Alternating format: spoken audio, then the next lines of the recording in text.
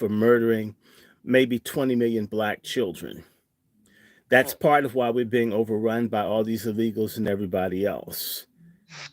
And it's not health care. It's interesting how black women are out here running for high office, right? Running for high office. And they can talk about killing babies, but they can't fight for black women who are dying in childbirth, or a black child being 3 times more likely to die in in the care of white physicians and medical staff than in the hands of black physicians and medical staff. Are you understanding me? How does that how come that can't be something that people fight for? Hmm? How come that isn't something? Tell me how in the hell is that not a concern? Why isn't that a concern? How does killing a baby become the only thing that a black female politician has to offer her constituency? Is, I know what it's like, and I'm gonna help you kill that baby if you need to. I know how you feel. That's disgusting. And frankly, most black women running for office that are on this abortion thing are disgusting. And by the way, which Pat Talk is this? Is this 16 or is it 17 or is it 18? This is 18, yes. Brother Dr. Short. Number 18. So, yeah, we're running those numbers up, but it's good. It's good to hit number 18. That's for sure. Pat That's okay. We haven't done this like we're supposed to. And, you know, I'm not mad at you. Every imaginable thing, I just tell people, I apologize for all these absences, but between getting sick, even tonight, man, you know, you get family shit, people at the door, everything. People have no idea how hard it is to get things to line up when you want to do something. You know what I'm saying? When you want to do something, that's when everything goes wrong. That's when everybody's at your door. You gotta get something. It's a family thing. Somebody's got a blood pressure problem. It's always something. I mean, come on, guys. It's every imaginable thing goes wrong just at that. And so that's why. So I'm going live in a couple of channels. This is going to be one of my less watched programs, but that's okay. We have to get back into that. I haven't done it, so pardon me. I was exposed to Vax Negroes on Palm Sunday, and then my mother hanging around Vax Negroes got me sick, and I'm just about beat the hell out of the cold that thing gave me. So bear with me. And so yeah, let me get myself on camera here. All right. Okay, so all is well. So yeah, but back to this OJ thing and abortion thing. You know these people are phony. You know people phony. You know they phony. Well, let me do this, Brother Dr. Short. I got this clip from this recording. I think it's necessary that we play. Salute to the 38 plus that's climbing in here with us right now. Salute to y'all tapped in on this Friday night. But I got a clip, one of the old OJ clips that people kind of like brushed under the table here. So I want to play this for y'all just so we can get some understanding. Bring a little context. Green, 911 emergency. Can you get someone over here now to 325 Gretna Green? Does he look like? He's O.J. Simpson. I think you know his record. Did you just do somebody over here? Okay, what is he doing there? He just drove up here. He just drove me over. Okay, wait a minute. What kind of car is he in? He's in a white Bronco. But first of all, he broke the back door down to get in. Okay, wait a minute. What's your name? Nicole Simpson. Okay, is he the sportscaster or whatever? Yeah. Okay. Wait a minute. We're telling the police. What is he doing? Is he threatening you? He's going nuts. Okay, has he threatened you in any way or? Or is he just harassing you?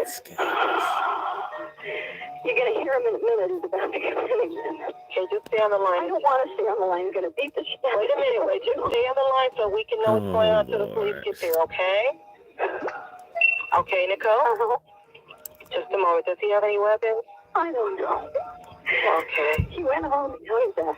My kids are upstairs sleeping and I don't want anything to happen. Okay. Has he hit you today or no? No. Okay, you don't need any paramedics or anything? Okay. You just want him to leave? My door. He broke the whole back door in. And then he left and he came back? And he came and he tried to just knock my upstairs door down, but he pounded it. And then he screamed and hollered and I tried to get him out of the bedroom because the kids were sleeping in there. Mm-hmm. Okay. And then he wanted somebody's phone number and I gave him my phone book and I put my phone book down to write down the phone number that he wanted and then he took my phone book with all my stuff in it. The dispatch. What? What does he say?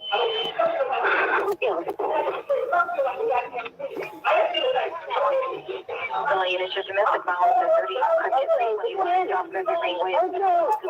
The suspect is now entered the city. Go to high and then 4221 825.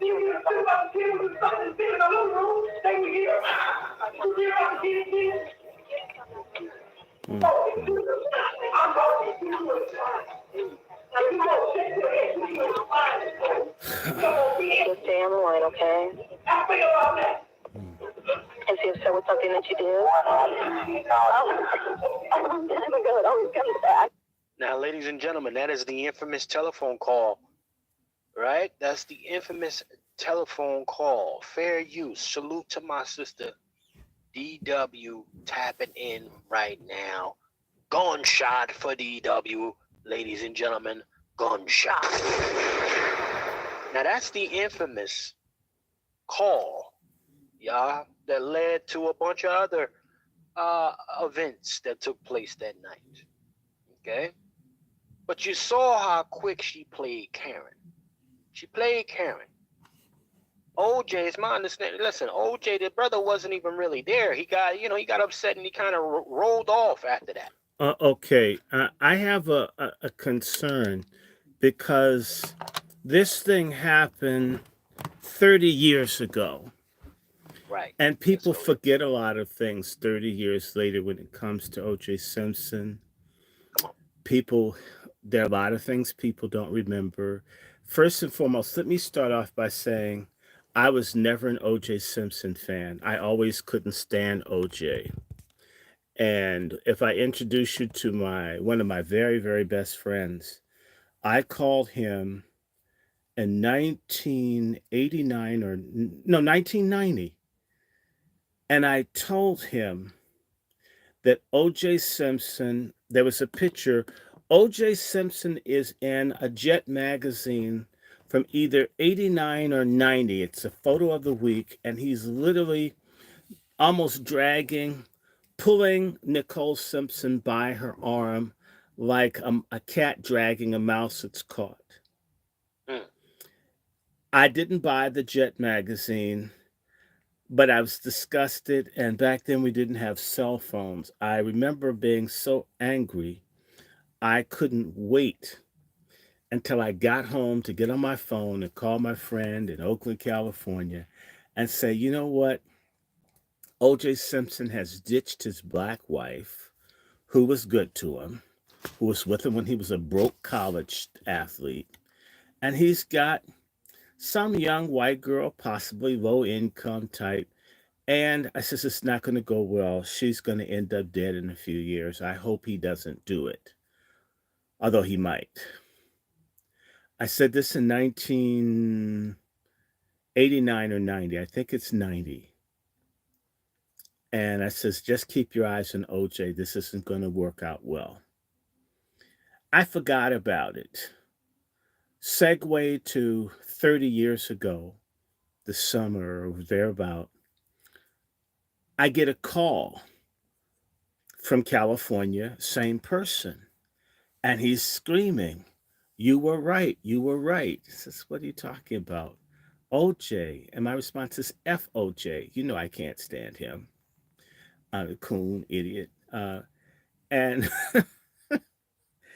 He says, no, OJ, he's killed his wife, just like you said he might. And I says, come on, man. I said that. I forgot. He says, yeah, you called me 4 years, 4 years ago, and you told me OJ's going to kill his wife. Now he's a suspect for killing his wife, and he's in his white Bronco. Turn on your TV. So I turn the TV, and I see OJ in the Bronco. And it's like, oh, my God. Oh, my God. My first thing was this self-hating, jealous Negro murders this young white girl that he cheated with, probably on his wife, and it didn't work out. His money, whatever, she got bored with him, or he wasn't freaky, or whatever it is. And so my initial thing is OJ did it. Again, I walked into this with the bias that I couldn't stand OJ Simpson. How about that? I can't stand OJ Simpson. I never liked OJ. Period. So my first thing is OJ did it. Bastard. But this is 1994. The trial took place in 1995. In 1995, I was working for the NewsHour with Jim Lehrer, or PBS NewsHour, right? And because of that, you watch court TV, I watched the whole damn trial, all the stuff over and over and over and over again. And because of that, I have a very strong memory of what happened. One of the things why OJ did what he did on this specific tape, if you hear OJ yelling, what OJ is yelling about is that Nicole was having sex in front of the children and using drugs. Mm. That's what set OJ Simpson off. No. So the media, I get it. Yes, he knocked the door in and all of that. Wrong. But if I'm paying, you're living in a mansion, I'm giving you all this money, and you've got children, my children as well, and you're having sex and doing drugs with adults in front of my children, that just might make somebody angry. And no one says it like I just said it. The white wife he had was screwing adults in front of minor children. That's child abuse. It's exposing the children potentially to molestation. That's what Nicole Simpson was doing. Remember what I said. I came into this with a I hate OJ mindset. OJ did it. OJ's nothing. OJ dogged out his black wife. F him. Okay, that's how I was looking at it. But as I watched the doggone trial, as much as I could, I still can't stand OJ. I ended up saying, she's a wild freak too. So you need to understand what's called the Brentwood hospitality greeting, where when a male would spend the night in her home, he would wake up to Nicole Simpson sucking his penis. Not just OJ, and I'm not trying to just, I need to remind people that Nicole Simpson, while she's living off of OJ and her family's living off of OJ, is going through hundreds of thousands of dollars in cocaine. Oh no! Hundreds of thousands of dollars in cocaine. And having all kinds of parties and all, as they do. And Nicole Simpson is having lesbian relationships with Faye Resnick. This is something I need to say, and I don't care how people take it. A big part of this O.J. Simpson thing, why they're giving O.J. Simpson who I can't stand, such a horrible review is to hide something in clear view that nobody's willing to say. First, let's be clear. Kato Kalin, the soft porn star that lived in O.J. Simpson's house, is Jewish. Faye Resnick, in a mafia-aligned, crooked Jewish family, the Resnicks, is Jewish. Ron Goldman, the alleged callboy, male prostitute, gigolo, who was killed with Nicole Simpson, Jewish. And many other people in this thing are in this ethnic group. Please don't blame me. I'm not saying it's a conspiracy. I'm only telling you that you have a multiplicity of people from a specific ethnic group in here. And there's dirt.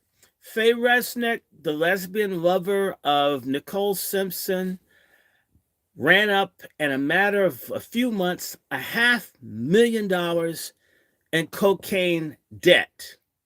They snorted that much cocaine that she bought. I don't know how much Nicole did.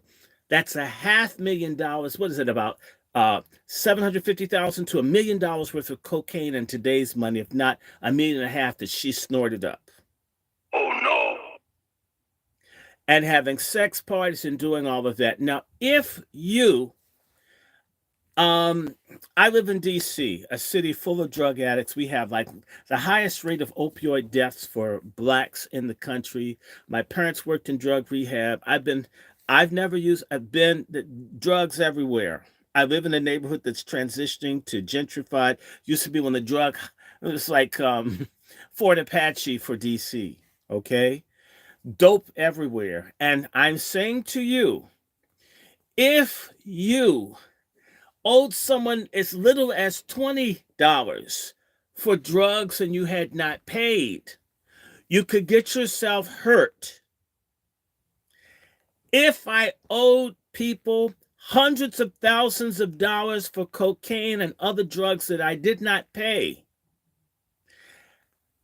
if OJ cut off paying for her dope money, then it's reasonable to believe that someone would put a hit to get their drug money. Why did Faye Resnick flee? And she could go safely to where her family, and by the way, it's believed that someone connected to Faye Resnick was a person that was helping to get drugs for Joe Louis. Just saying. Alleged. The Resnicks are a mafia family.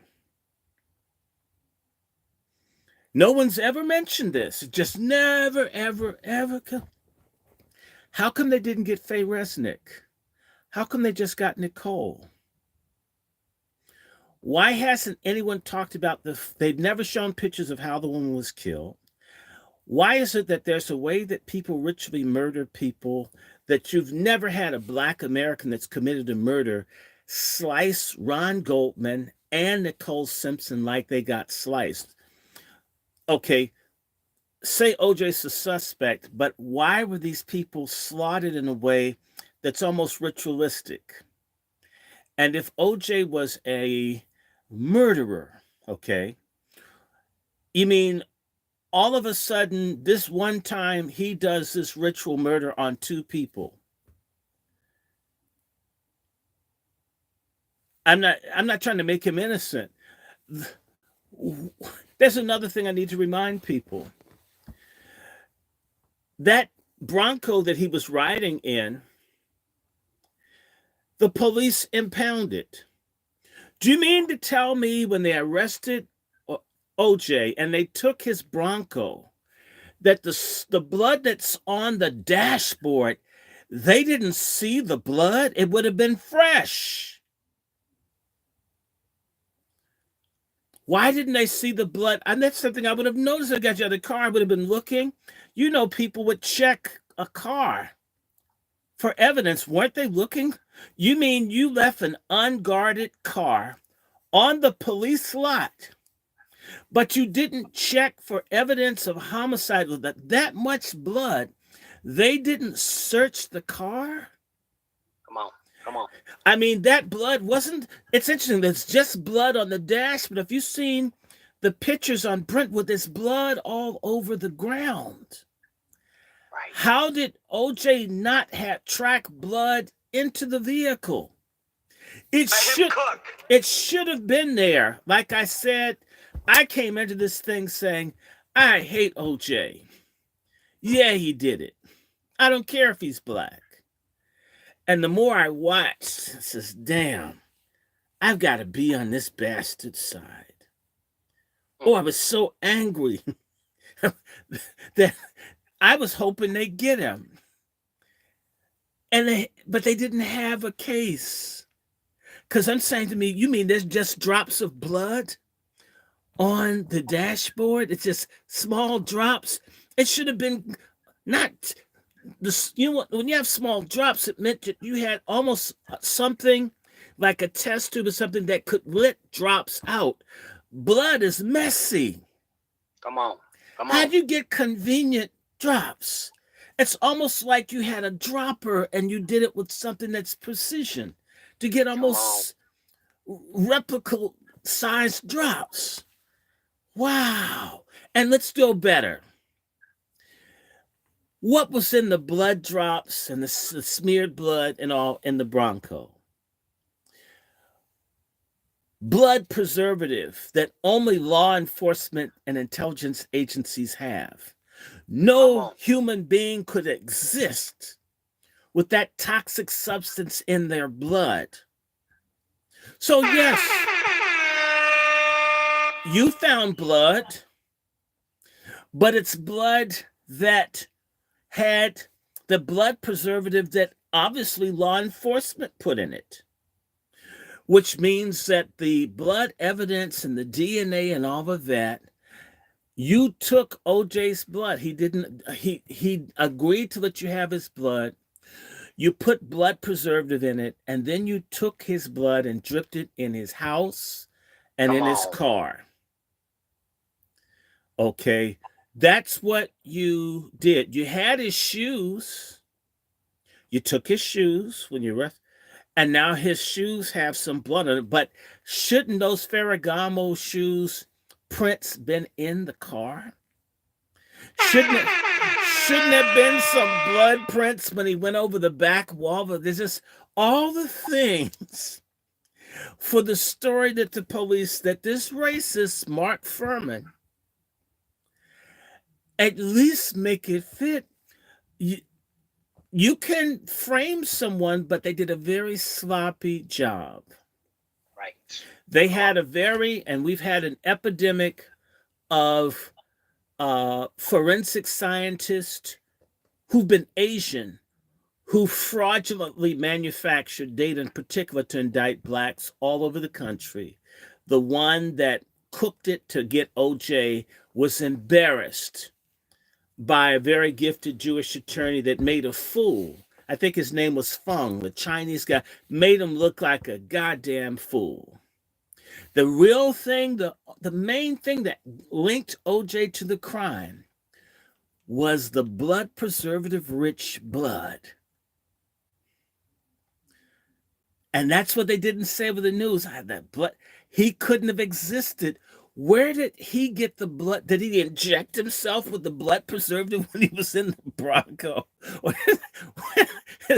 So I'm sorry for all the little stupid racists out there who hate so much until they think that black people walk around with police blood preservative chemicals in their blood because we're an inferior species. Good luck with your ignorant fantasies. No one can exist with blood preservative in their bloodstream. It would kill them. O.J. Simpson wouldn't have been healthy enough to kill Ron Goldman or Nicole Simpson. And so the case solved. The trial should have been thrown out. Right. but it wasn't thrown out because there was a desire to do something, and a lot has been done with the trial. I'm just saying, with the blood itself, the glove didn't fit, all this other kind of stuff. Man, this there were things that Judge Lance Ito, the Japanese judge who's married to the white woman who's trying to prove himself, all kinds of stuff that he did to try to help. They never had a case. A brutal murder took place. O.J. Simpson had hit Nicole Simpson. But let's just remember, if you walk into your house and you find your ex screwing a man doing drugs in front of your kids, that might make somebody mad, especially if you're paying all kinds of money to take care of this woman and you think she's going to be a mother to your kids.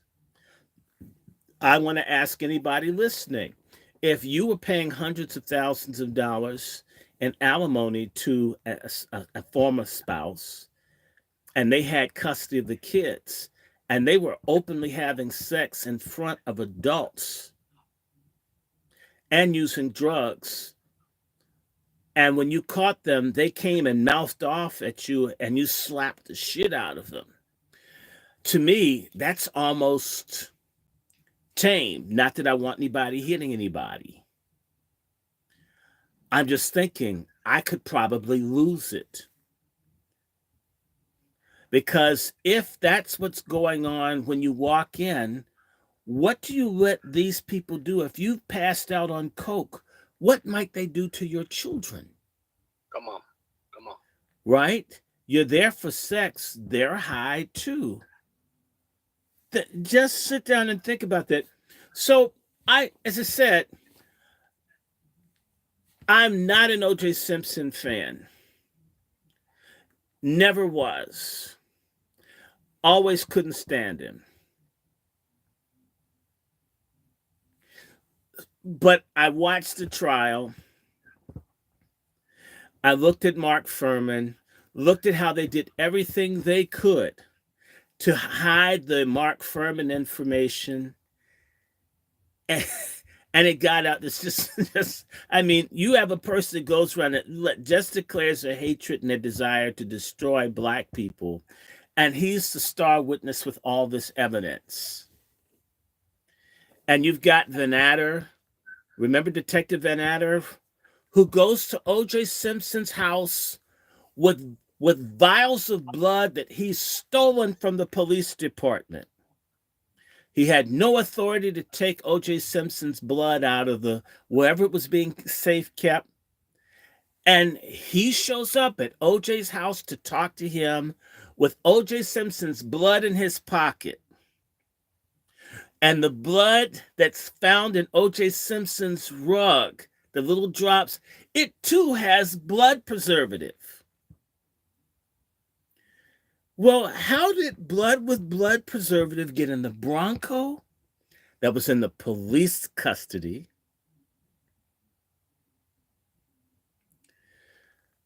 How did O.J. Simpson's blood miraculously get discovered after Van Adder, with the blood preservative in it, get found in O.J. Simpson's house only after Van Adder went to visit? Why did they need to check his house again if they already checked before? Something like blood and dogs, they should have caught it the first time around, like they should have found it in the Bronco. But even had they found it, it has blood preservative in it. There's a direct link between the blood that the police collected and Van Adder and O.J. Simpson's house. Come on, people! It's 30 years later. I was thinking, y'all don't have a case. You took the evidence room blood to the man's house, even if he didn't leave a drop. That's some real sick, macabre stuff.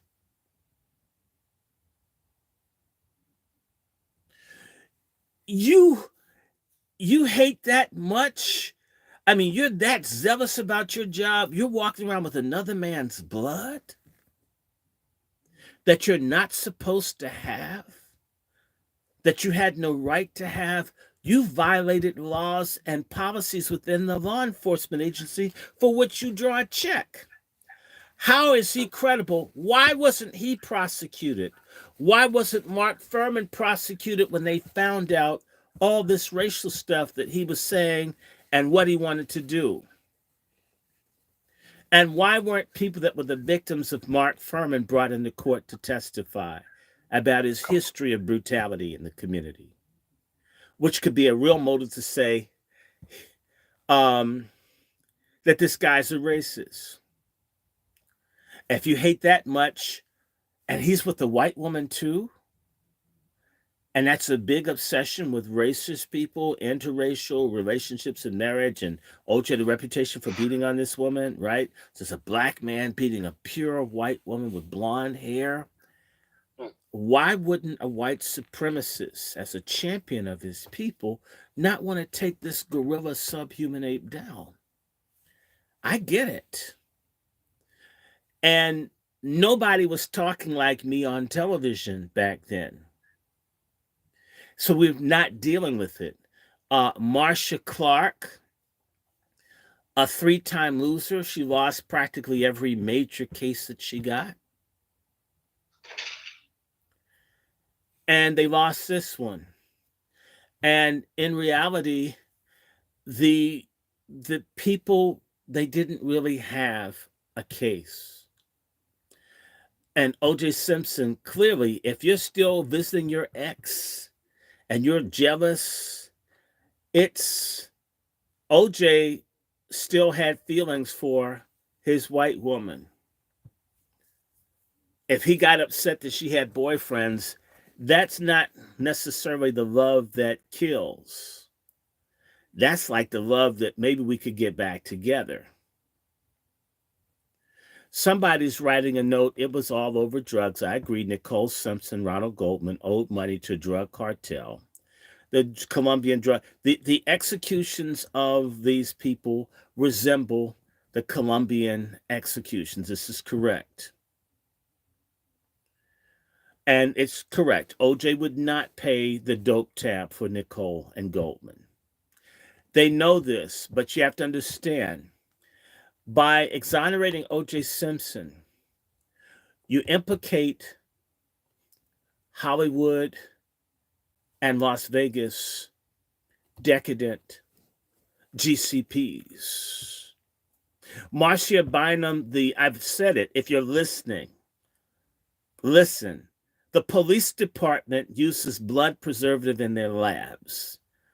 Okay, we don't have to be geniuses. Human beings' bodies don't produce blood preservative, which means someone has to create the chemicals and things to preserve blood. They add that to maintain the blood so they can use it as evidence. The blood preservative came from the Los Angeles Police Department. They never had a case. They did not want to go after the mafia. And it's just as sure, if you've been looking at the news this week, the Los Angeles Police Department is totally infiltrated by Latin American gangsters. So it's completely corrupted. It's even more so now than what it was 30 years ago. The Los Angeles Police Department was full of Nazis and white supremacists. If you remember that there was a Mayor Yorty, if I'm correct, for Los Angeles, and Daryl Gates, these people deliberately recruited white supremacists to be on the law enforcement of California. Let us remember 59 years ago, after the Watts Rebellion, look the ingredient up. It's 30 years, Marcia. I don't remember 30 years later the name of it. You'll find it. Everybody's got Google. Just look.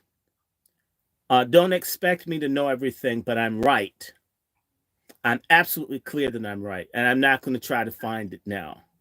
The blood preservative is there. It's EDA, something like that. Whatever it is, I don't remember. I don't want to get it wrong. Someone look it up and put it up there and post it.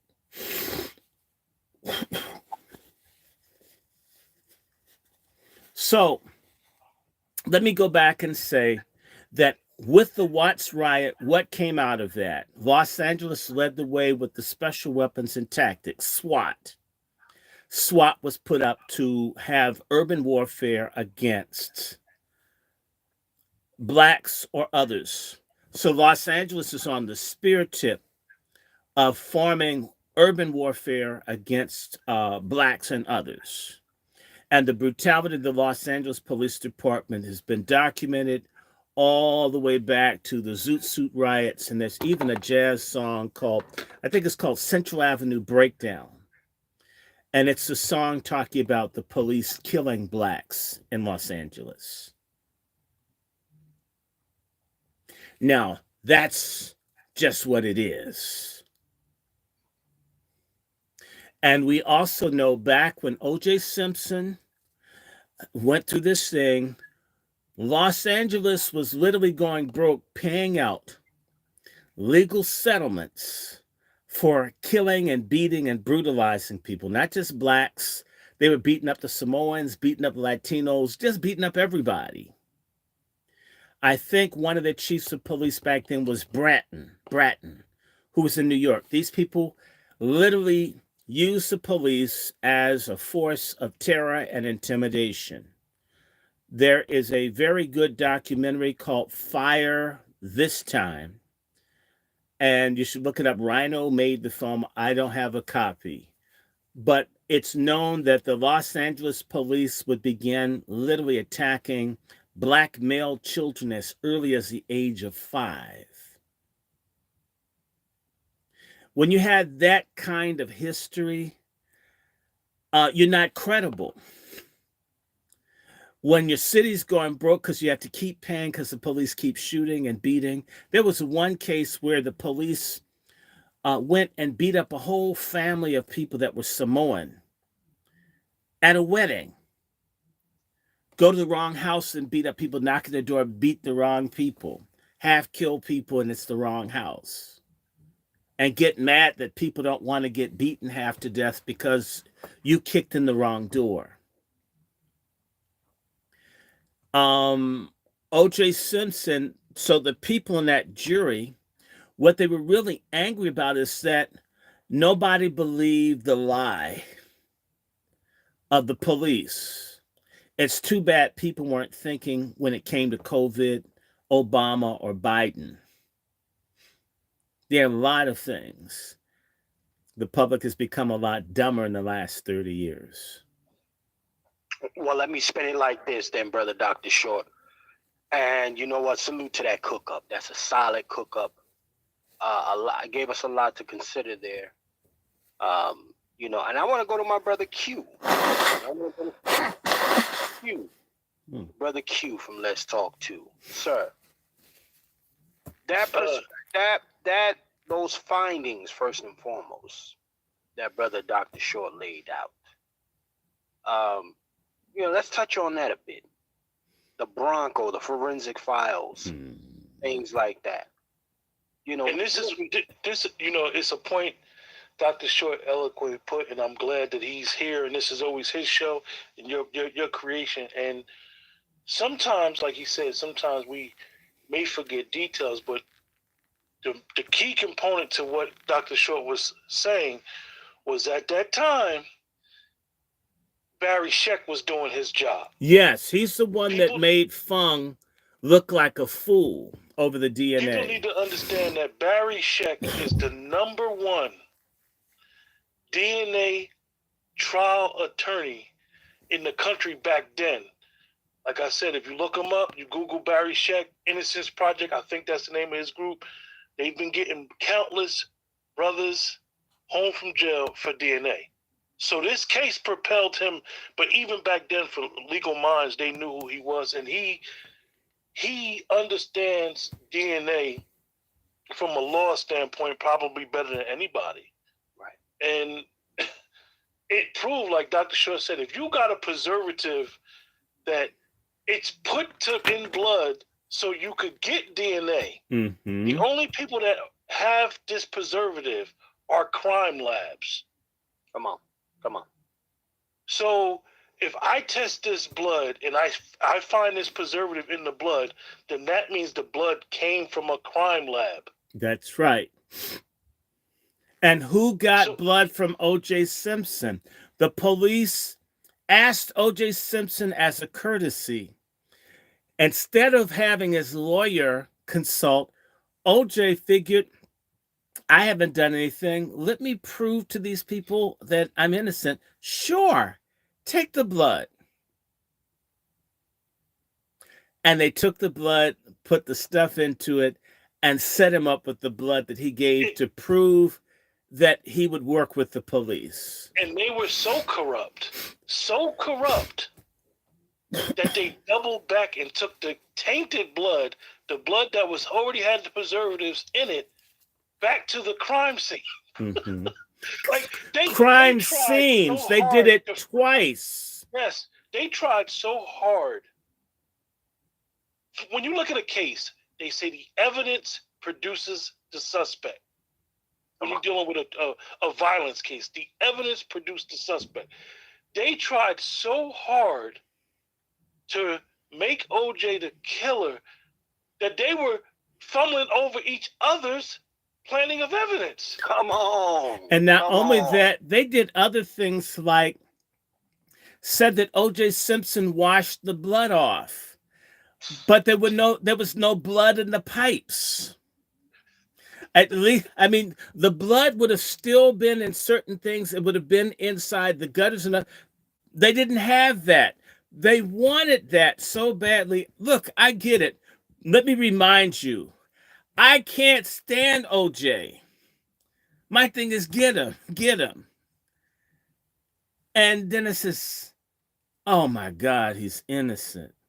As I said, I'm prejudiced against OJ. And in fact, I remember where I was sitting in Shirlington, Virginia, when O.J. Simpson was fully acquitted. I was waiting for him to be guilty. I nearly fell out the chair when they had nothing. No charge? How? I think a black man, 2 dead white people, Los Angeles, surely they'll do something. When they let it, I had to literally walk off work. I couldn't believe it. My mind was blown. Not that they hadn't proven that the people had no case, but they worked so hard to set OJ up. Remember, they were very angry with the jury. They attacked the jury after the trial, started calling them stupid. They called it jury nullification. They made it out that these were some illiterate, evil people. They never, ever explained reasons as to why the jury would have reached a conclusion that the police didn't have a case against OJ. It's interesting, you had another trial not too long before for Rodney King. And in the case of Rodney King, I remember the words of the white woman on the jury. Rodney King was controlling the action. That's as he's being tased and beaten by multiple officers. Rodney King was in charge. They never questioned the jury in Simi Valley, never said that they were stupid or they were ignorant or it was jury nullification, because the police, who were brutal, who were known for being a goon squad, were exonerated. They wanted the same sort of thing to happen to OJ, and it didn't happen. Remember that the Los Angeles Police Department had lost Marsha Clark, tried to get the McMartin family. There were a series of cases that whole lost. And for the people in the chat who love law, who love to do research, if he would have got found guilty for this farce of a trial, there's a thing in legal circles called fruit of the poisonous tree. Look it up. You can look at case law. it should not have been a trial, you guys. Like it's really sad when you look back at it 30 years from now and look at what was being presented. That OJ, you know what OJ was guilty of? He lost in the media. He No, did not lose in that courtroom. and OJ was also guilty of not trusting his attorneys.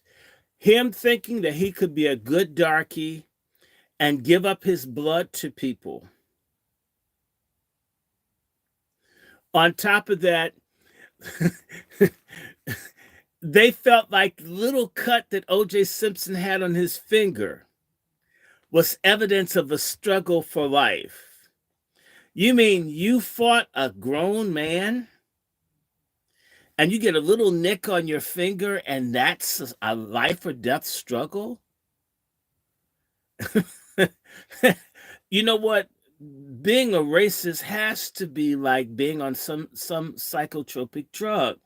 The other thing is, isn't it interesting? Listen, let me give you some contradictory thing for the stupid, liar, dumbass Los Angeles cops.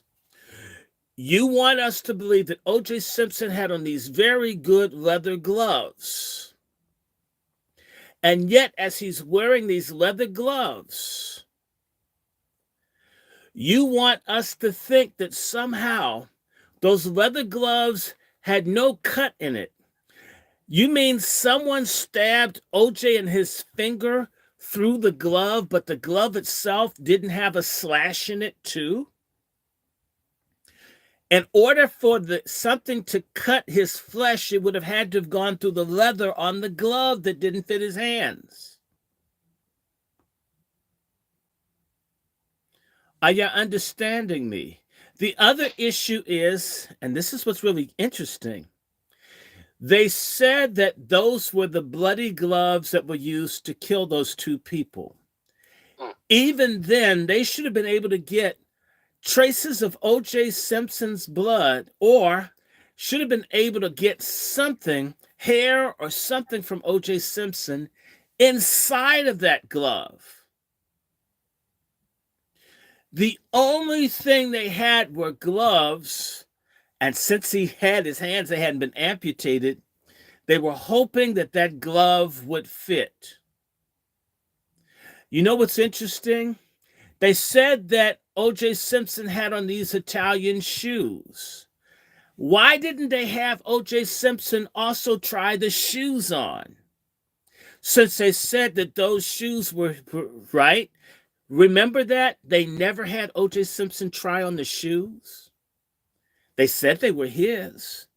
To me, if the glove didn't fit, maybe the shoes fit. Come on. Why didn't they try the shoes? Again, I can't stand O.J. Simpson. I was thinking of ways to nail his ass, and I kept getting disappointed.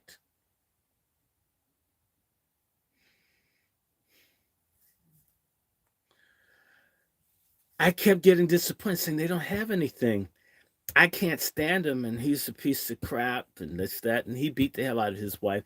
And the other thing, they had A.J. Cowlins testify against O.J., but A.J. Cowlins more than likely had had sex with Nicole Simpson. What you look like, he may have at least. He won it. You have fantasies or actually got involved with your guy's lady because they were swingers. And then you're in court testifying against OJ, and you're his best friend. And 30 years later, he hasn't put out any kind of book or done interviews. You wonder why? I can tell you something. If he said something, he would get busted. Because AJ had to know something about the parties that went on in that house. People knew that the freaky stuff went there. They have orgies and stuff in these houses in California. Sure they do. Right. Eyes wide shut. So this was a drug thing that went bad. Beverly Hills is a heavily GCP community. And one of the people, GCP, was slaughtered horrifically. And they probably never wanted OJ in their neighborhood in the first place. There you go. There you go. And so this was about removing someone that they never wanted around in the first place. Your money and your fame can't make you acceptable to bigoted people who see you as a subhuman being. Although I'm certain for for generations to come, we're going to have black people or whatever they call themselves trying to be accepted in quarters where they're not wanted, where they are Correct. hated.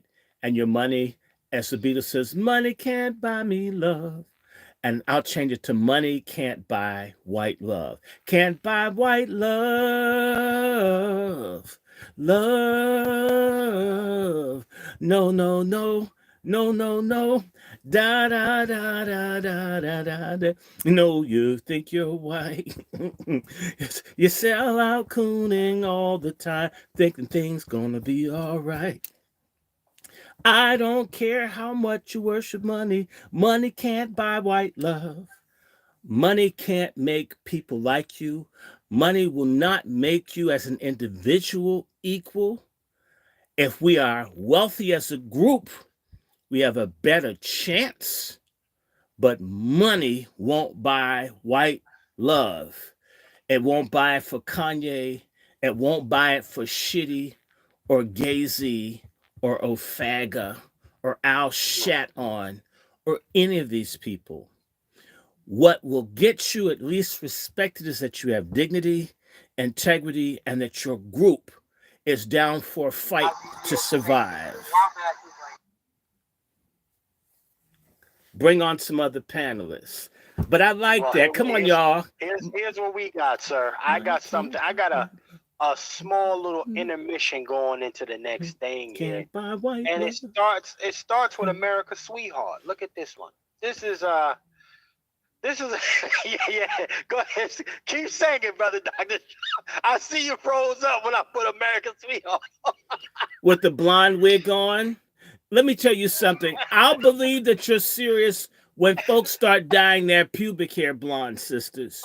When you dye your pubic hair blonde, I'll believe that you're legit when you have a blonde wig on. It's your hair, the hair on your head should match it in your drawers. If one is one color and something else, you're a phony. Listen, ladies and gentlemen, if we get into the final subject matter, here's a little small amuse. Now, your girl, Glow Ritter. Now, you got to keep in mind, this is the girl that did last year, well, in the beginning of your president's term, they was rolling out your girl, Cardi B. They had a whole What does bunch the of, B stand for? I have a suspicion. I would say bust down. No, I thought bitch, but anyway. Yeah, I mean, you know, that was, I didn't want to go there that quick. But yeah, ladies and gentlemen, this is the girl that's meeting with your president, sitting down with your president. Okay? And now she's getting caught with DUIs, pissing on herself, doing all type of wild shit. So I'm gonna go ahead and play this track for y'all. But you know what? She's in good company if she pees on herself. He poops on himself. Maybe they should get together and form an act. And let me just say this, guys. Go ahead. This gentleman, TG, is talking about the Democoons or the Democrats. And I say niggercrats. I don't care. Yes, I said it. Don't you like that, niggercrats? I'm sick and tired of, and what happened in Los Angeles is Democratic government. Everything was Democratic, and they tried to railroad them. And the same as then as now, we need to go in a different direction as a collective. And this stuff will continue to happen. And as I said to someone, if my butt is itching, it's nobody white's fault. Either I'm going to wipe it or get used to the discomfort. When are we going to start taking stock of where we are? Okay, it's not like I don't see. I was on the phone all day talking to Republican people, trying to pull something off here, because they let all kinds of stuff is going on. But at the end of the day, it's left to us to make a decision of either we're going to survive or we're not going to survive. And we won't make it. In fact, I'm going to say this of OJ. The scriptures say the wages of sin is death, and they were living very wicked, sinful lives. OJ, Diddy, Gazy, all of these people come from sometimes humble origins, and their goal is to have lots of crazy intra and interracial sex and do lots of drugs and be filthy and be high and drunk, not build institutions or schools or do things that are creative, that are noble, that are uplifting, but to just live lives as wastrels. That's what these people aspire, and this rap music and other stuff has been pointing our people in the path of degeneracy and genocide.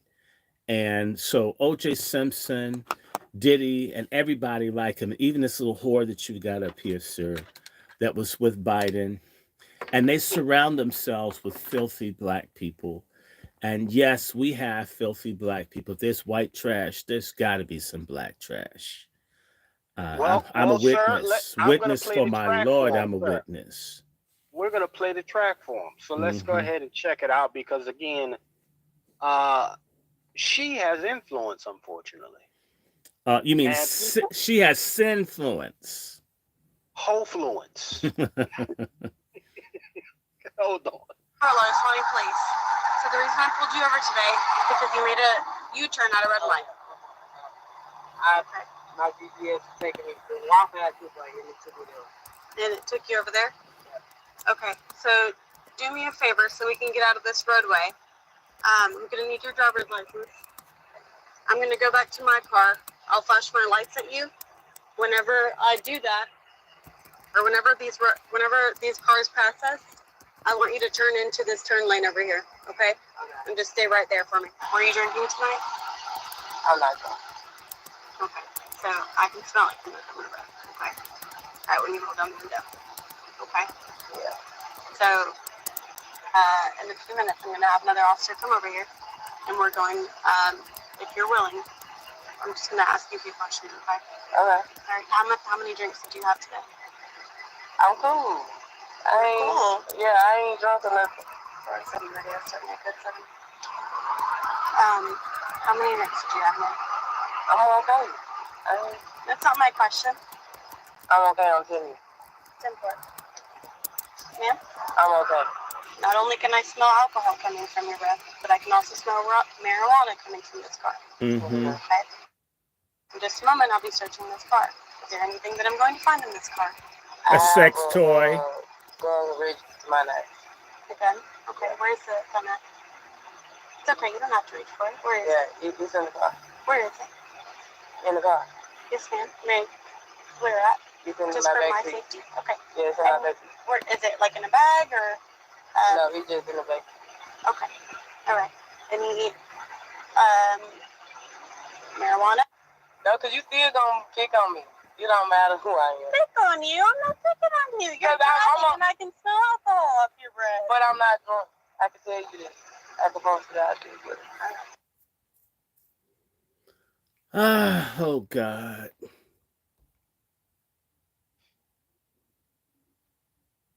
This stuff annoys me, y'all.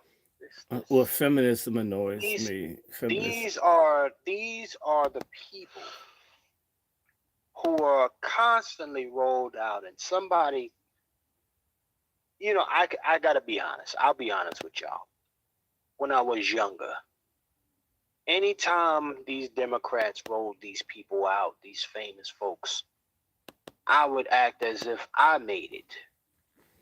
So, But where I'm did just you make it? Where were you making it? well, this is why I say what I'm. This is why I'm saying what I'm saying, brother Short. For me, the victory was seeing them have something because I was told that it means something, Mm-hmm. not it actually meaning anything for me or my community. Do you know You that's know, kind this. of pornographic?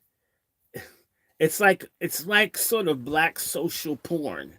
You know, you're watching Correct. someone else have sex. You're imagining you being inside the ugly druggie that has to sell their body on video to get drugs. And so you're getting off to someone else. We're pornographically looking at these filthy, no good, trashy, fake, untalented black celebrities. And it's pornographic thinking, wow, see, if you're eating lobster there in Jersey, it doesn't fill my belly. The same way Right. porn is illogical to me. I mean, I'm not feeling you if you're on top of somebody. Why would I want to see something I can't do? Not you get where it's pornographic. It's voyeurism. It's a world of make believe and phoniness that drives this whole black celebrity cult of worship. It's nasty. It's dirty. It's empty. I hate it. I wish it would all burn up. As I said, I have a fantasy about being dictator of Black America. Man, I would arrest almost all the celebrities, all the ones that had blunts and stuff on television. I mean, drink tramps would be shut down, or I'd be making those niggas drink Perrier. I know they would be miserable having to drink regular water. They'd probably dehydrate all the filth that they're doing. Man, I would have so much fun. Oh my God, I know how to get people to stop liking basketball. You know why? You'd force people to have to read a book before they could come to a basketball game. The NBA would be gone the week because nobody, I ain't read nothing. I can't read anyway. Man, well, I'm going to play. They'll be watching the Latinos play soccer. Well, ultimately, brother Doctor Short, the reason I bring that up is because if at that time a younger guy, I would believe that things are changing for us as a younger man. I can only imagine that now they roll out these type of folks, and they have the same mindset. This means progress for us because it's told, especially depending on what kind of you're coming from. Um, and there's no real impact, solid influence on your life.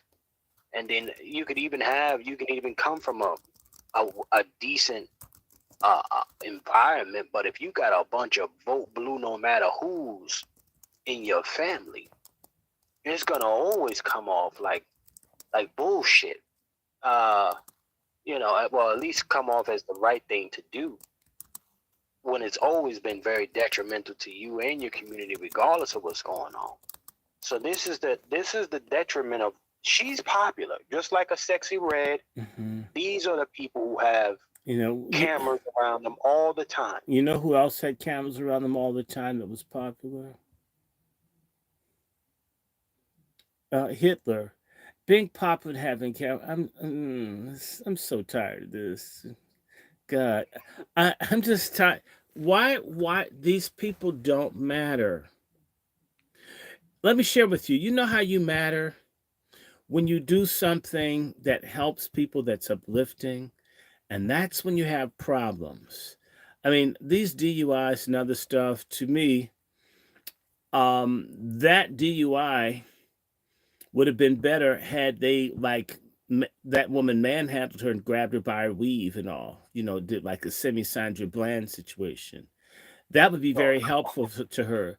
The fact that she got treated well with a lot of respect when she was in the wrong sent her the wrong message.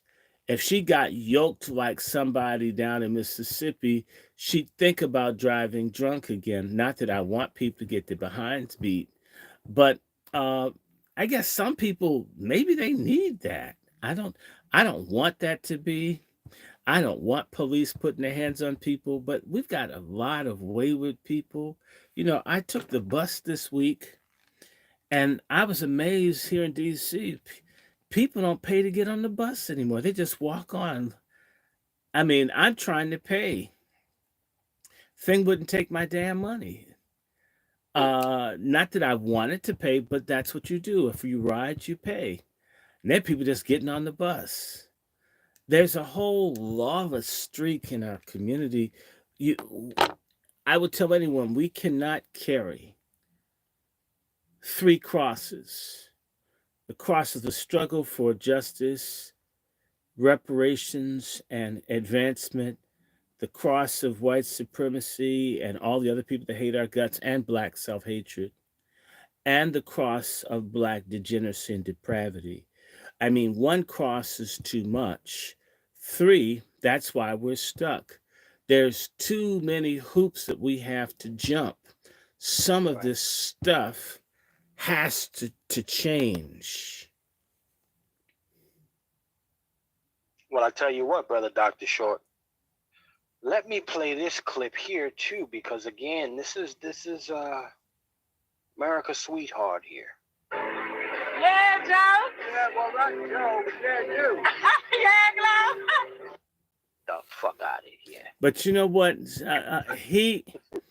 I don't know. It's like he ate a fistful of Prevagens, and they're trying to make him seem cool. I mean, to me, when you had the woman thrown in jail within the last 2 weeks that had a diary showing that you molested your own daughter, no dude, White ass ain't got to be the president. What was it like getting? no dude boinking his daughter and showering with his own daughter Come on. can be cool. And let me say something to you.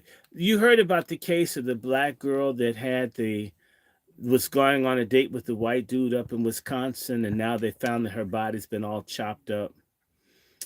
And do you know, there's a huge number of black women defending the guy who had his own dungeon to sexually torture people.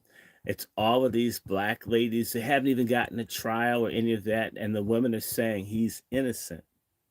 And yet I'm looking at all these people 30 years later saying O.J. Simpson is black because his wife was white, his ex-wife was white, then he's guilty. But this young white boy who's on a date with this black woman who mysteriously ends up chopped up into bits, they're already saying he's honest without all the evidence being amassed. And a lot of these are black females. Well, you know what? And see, this is part of the dilemma, sir. They listen. The old boogie white man. He don't even have to come off the bench anymore. He ain't even got to come off the bench. He could, motherfucker, could sit in the bleachers all day and just chill. And he send these folks out. This is who he sends out. But let's go ahead and play her But now. they are the new Ku Klux Klan. I mean, they're trash. Fair use by the Copyright Act in 1976, y'all. Mm-hmm. Here we go. Like meeting President Biden and Vice President Harris. It was so cool. I was deep. Like, everybody don't get to meet the president and the vice president. So, like, just being able to be in the White House, like I never in a million years thought I'd be in the White House. Then I was in the White House and got to meet the president and vice president. Oh, they can't mess with me. Like, I just feel like, feel me? And he also sang in your music as well. Gloria, I want to read a part, though, of a text that your mother sent you after your visit to us. It says, quote, "I've come from being the woman with a bunch of kids living in a blue house with no real furniture in Frasier to the classiest, most beautiful, and most talented rapper of this generation's mom, who's moved on up to a beautifully furnished house. Get 'em, Glow." That is so sweet. Talk to me about what that message meant to you. It meant everything to me because we really did come from absolute nothing. Like when we was living in that blue house with all my brothers and sisters, nobody never would have thought nobody would have been in the White House or none. So it was just a proud moment for my mama. Like she called me so happy, like she was super excited, and that's one of the reasons that I be more happy about my accomplishments than anything else because how proud my mom and my dad is. Ladies and Hey, Chef C. Yes, sir, brother Q. One of the things about Glorilla, which is a very interesting name that she's tried to use, and playing on the name and going to the White House, and for whatever reason she went to the White House, and then following up with CNN, is that we could go back over 50 years when Malcolm made that famous statement about entertainers and comedians. This is not going to stop. Come on. It's not going to stop in our community because We have an issue in our community where we don't like to defer. Come on, man. We don't like to say, I'm not qualified or I don't know enough about a particular topic. Let's go to an expert, historian, politician. That we're so quick to, nowadays, I'm going to use my platform to speak on certain issues. Not trying to be funny. Shut the fuck up. You're compromised. You can't speak on that issue. Come on. Because what happens is that they're in bed against the interests of Black Americans with these companies, corporations, and people. So they get on, like when he tried to get Cardi B, they used Cardi B for all the stuff. And then what happened with Cardi B? Yeah, more bullshit. She started speaking right against their agenda, basically for her people.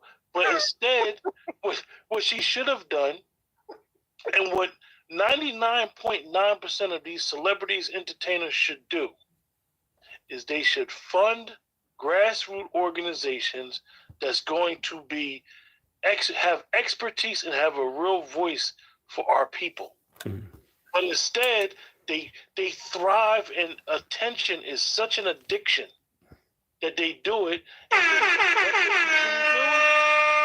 They continue. They're gonna use you, hold you out until you've done enough job for the Democratic Party. Come on. They're gonna send you back to the wolves. They do it time and time again. You've seen it. Stephen A. Smith he been doing all this sucking and jiving for all this time. Come on, talk all this stuff. Instead of saying, I'm a sports guy, I'm gonna bring somebody on my platform that's grassroots, that could speak about grassroots issues better than I. He spoke the other day on Fox News, Hannity's show, and spoke highly about Trump. So now you know what all the Democratic shill's gonna do? They're gonna attack Stephen A. Smith. Because it's a game that continues to go on. They know who the grassroots people are. Mainstream media knows exactly who to talk to if you want to get tangible, real results for Black Americans. But they go to these celebrities because these celebrities don't know how to defer. Well, actually, it's not that they don't know how to defer. The real problem is that there's a big addiction, and it is called gratification addiction. Right now, we're undisciplined as a people, and every opportunity to be paid attention to be gratified, to be celebrated. Basically, it's a type of psychological masturbation to just every chance to, whether it's getting high, whether it's drinking, whether it's sex, just gratify the flesh at all times is the do it till you're satisfied. Remember that song? Come on and do it till you're satisfied. Right? Do it. Come on. Do it till you're satisfied. Or there's another song, don't hold back. If it feels good, do it. Don't hold back. So right. Everything is pleasure. The Black community has become completely degenerate, filthy, and hedonistic. If anal sex is good, if licking an anus is good, if eating other people's semen is good, if getting your thing cut off is good, if calling yourself a woman is good, if going to an orgy is good, if doing weed is good, if it feels good, whatever it is, if being a stud is good, if hating men is good, there's anything that pleases the flesh, do it as much as you can, constantly, without any restraint. And that's why we have high rates of syphilis, AIDS. In fact, we have super high rates of suicide because all of that crazy, dissolute living does not fill the inner man or woman. And we have all of these Black folks committing suicide, even younger and younger, suicide children with guns, because our lives are empty. Without God, we become a godless, despicable people. And I'm going to say to you, the basis of all American music is the Negro spiritual. when we had some sense, whether you're the holiest person or not, a sense that there's a God, a creator, a order, there's something to look forward to, either in the life to come. These people, now all of that's, we've been emptied out. In fact, the amorality and immorality of a lot of black folks in this hip hop mega church, uh, take Dick's Jake world that we're in.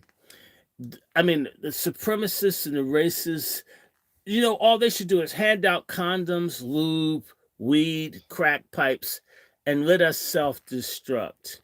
You know what? These people don't want reparations. They want masturbation nonstop.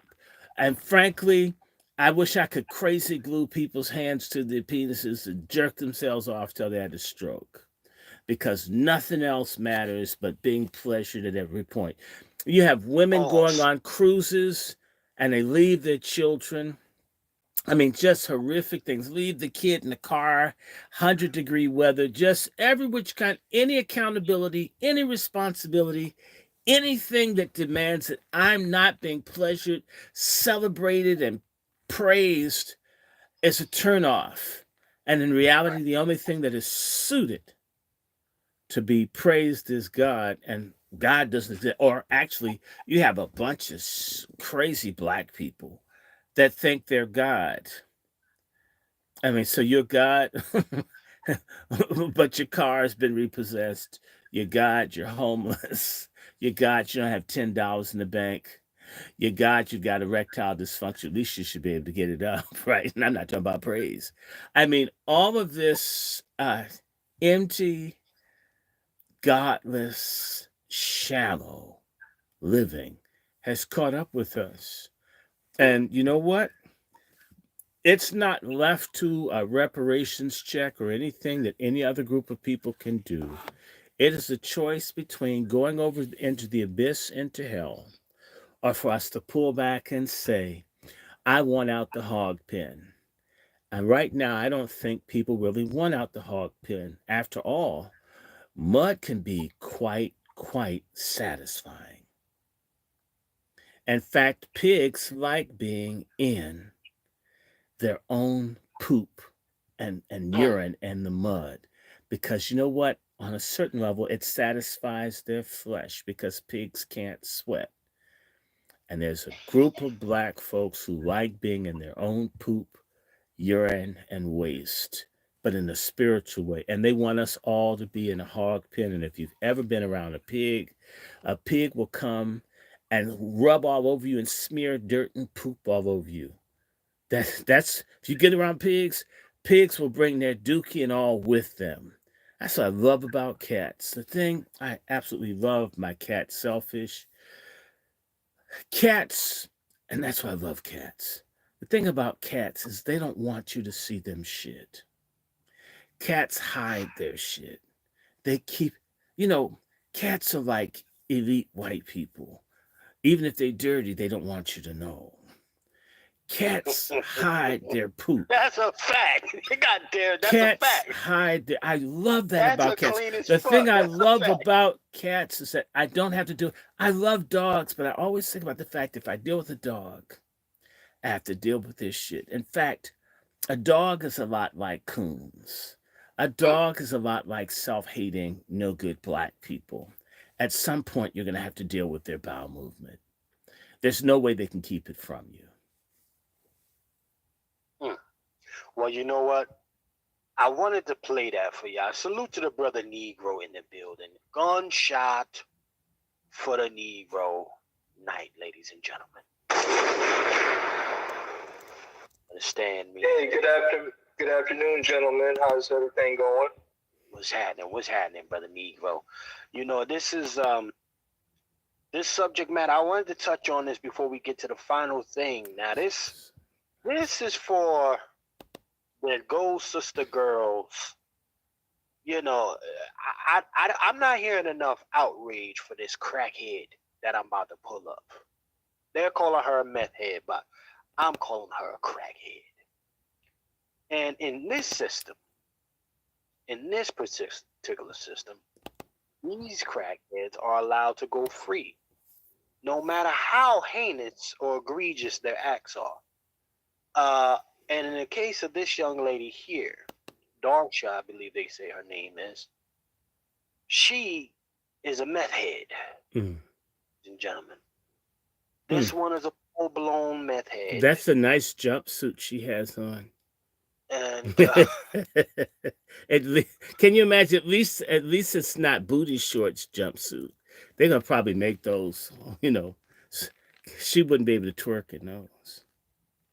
It look like a Pan African color type of jumpsuit. Mm-hmm. I don't know. Man, listen, this lady here, meth head to the flow, smothered the child. Okay. Oh yeah, I heard about her.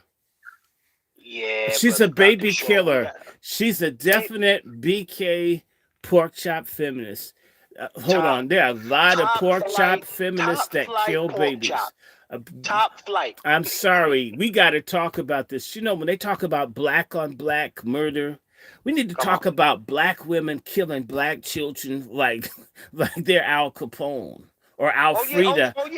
Alfreda brother Capone. Dr. Short, I had this in a soup pot for you. I had it in a soup pot. And we need to say this: the main killers of children in the black community are black women. Black women butchering kids out there, and not just all the abortions, which is 6 out of 10 pregnancies. So y'all outstrip every other group of women, killing the children before they get here. And my God, it's like, what's that thing? The Tet Offensive, and how they kill children and abandon children.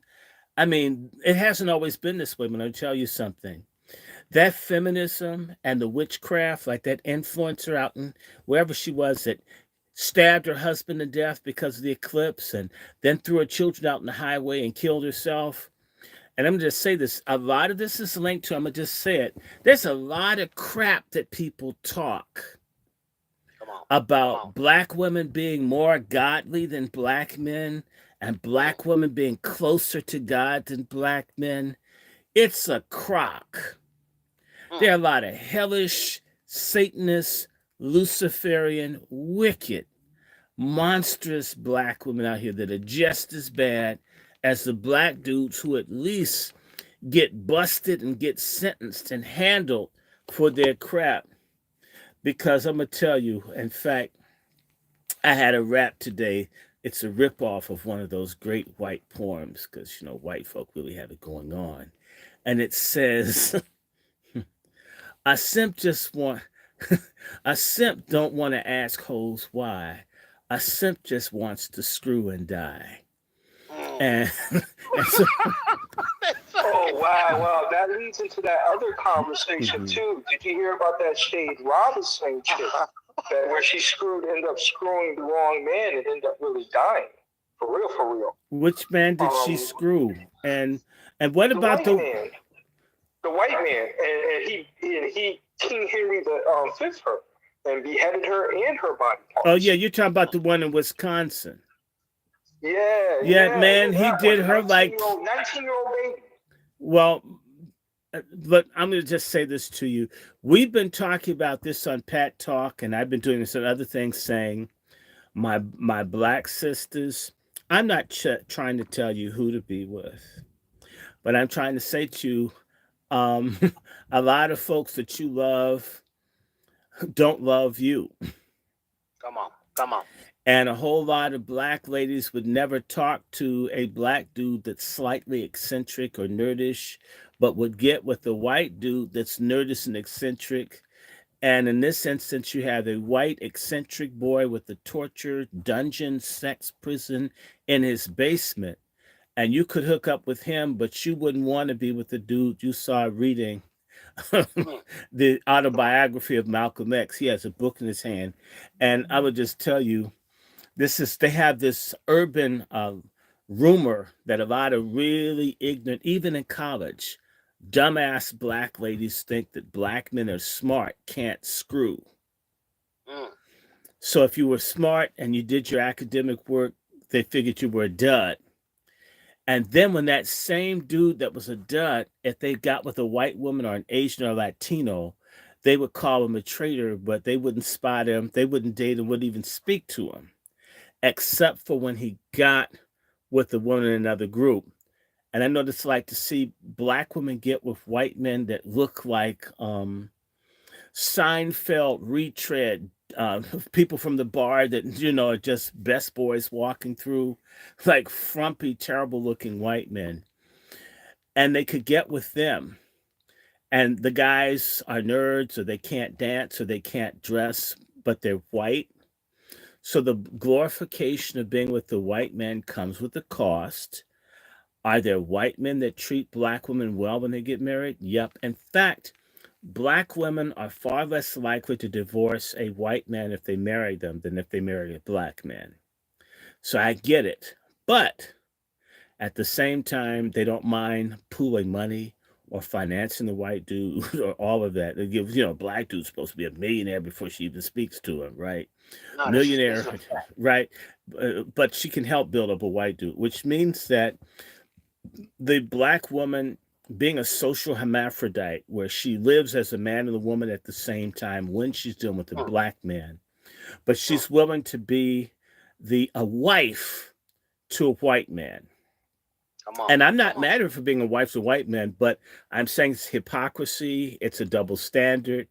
And all the while, if you think that other people don't see it, because black folks are so goofy, we're the most studied people in the world. People know all about us. They may not care, may not respect you, but they've read about you. Their books. The books may not get the whole picture, but we don't study them as much as people study us. And so there are going to be a lot more disasters, as I promised. There would be plenty of black women, and there are going to be a lot of black men that would do anything to be with a white female, especially if it would cost them their lives. I guess the greater threat of danger makes, I guess, the orgasm better for the simps. Lots of people who have to be in dangerous interracial liaisons will be killed, and please don't call me. And I'm thinking, I have a baby father. I have, I think, a cousin whose baby father was messed with a white female, and now he's dead. It happens. I'm not happy, but I don't want to get involved. If that's what you want, if our history and all these things saying you really need to be careful in general of who you get with, if you feel you can be footloose and fancy free, the same way I saw an interesting story from England. A Somali man, no, it's from Europe. A Somali man got with a European woman and realized that his family would not accept this European woman, so he beheaded her. Mm. A lot of these. What's that song by? Uh, Let me get his name right. Wilson Pickett. He had a song, "Don't Let the Green Grass Fool You." Don't think just because the person is in an ethnic group that doesn't share your culture or your values that everything will be perfect, because people are people. White men beat white women, Arab men beat Arab women, Asian men beat Asian women. Latino men definitely beat Latino women, and they cheat and they kill. And in fact, to all of my ignorant black American women that think every other group of men are better than black men are in a matriarchy where, in fact, which is wrong, which is why we have pet talk. When you're in the patriarchy, spoiled, privileged black women, you've got way more power and influence in the black culture over black men than what you will have with any other group of people, including Africans and Caribbeans. Mess around with a Caribbean dude, you will get beat down. An African dude beat down and maybe even killed. It's There's certain cultures where it isn't wrong to kill a woman that disrespects you. There's been a spate of black women from the diaspora going to Africa, getting with men over there and getting killed. Maybe because they mouthed off and talked to them like they could talk to a man in England or America. It ain't so outside of a handful of societies. And you've been shielded. And I want to say this because our black women, forgive me, when it comes down to doing cross cultural analysis, most black women suck at it. You guys are some of the most you completely lack understanding in terms of reality. And let me explain to you what I mean. I remember being in college and the same black women that would bitch and moan. I mean, you could get them a Washington Monument size Kotex, and they could take that thing out in 5 minutes, whining and bleeding about everything. And there are not enough men in college for us, and we outnumbered them, and all this bitch talking. Okay, it's outrageous. And instead of recognizing that the Black American men and culture is the only culture that I know of in the world where there's been an overemphasis in order to protect women from sexual predation and abuse. We've educated our women to protect them from black and white and other predators and bad jobs, and sacrifice the boys because we are in a cultural economic war with everybody. The dumbass black woman doesn't get that. So when she's in college by herself, she's angry with black men as if we structured this society, instead of saying, maybe someone sacrificed for me to be here. Let me be reciprocal. Do you get where I'm coming from? This does not happen. Instead, well, why are there so many?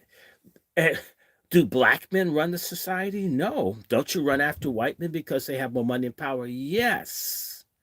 Then why would you prorate the black man based on the white man, other than you're some sort of cosmic asshole? Or you're a complete buffoon.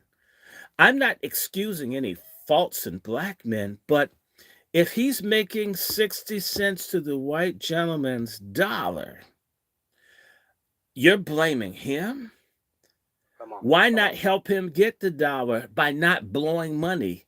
Demanding you pay for my nails. I mean, basically, we have a lot of folks that think freelance prostitution is dating or courtship.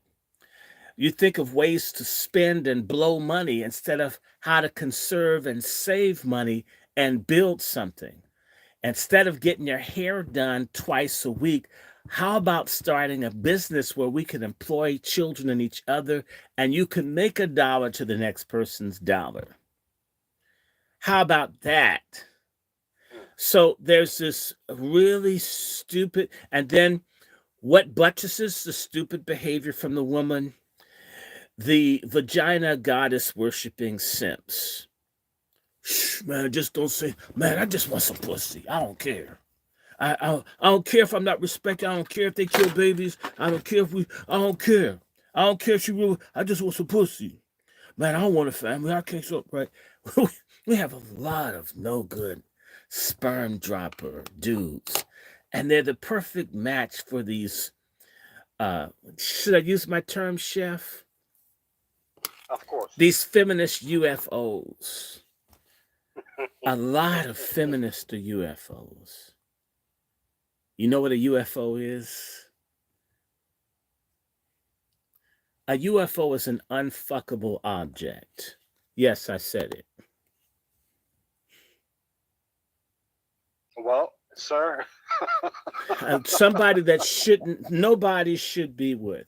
You don't want to love. You don't want to cook. You don't want a mother. You don't want a wife. You don't want to save money. You don't want to cooperate. You don't want to be kind. You don't want to love. You want someone to be your slave. You don't want to have children. Everyone's just supposed to worship you and pretend that your fat rolls are beautiful, that the tattoos on your eyeballs are appealing, that this ugly Pebbles and Bam Bam weave. I mean, it's Mm. we talking about crackhead, Flintstone weave and stuff that you have. It's beautiful. This is insane. And by the way, notice the woman that got killed by the guy in Wisconsin. She was very presentable. She wasn't doing all that stupid ghetto trash stuff. So, in other words, she kept herself pure and wholesome for the white dude that chopped her up like a bucket of chicken. Mm.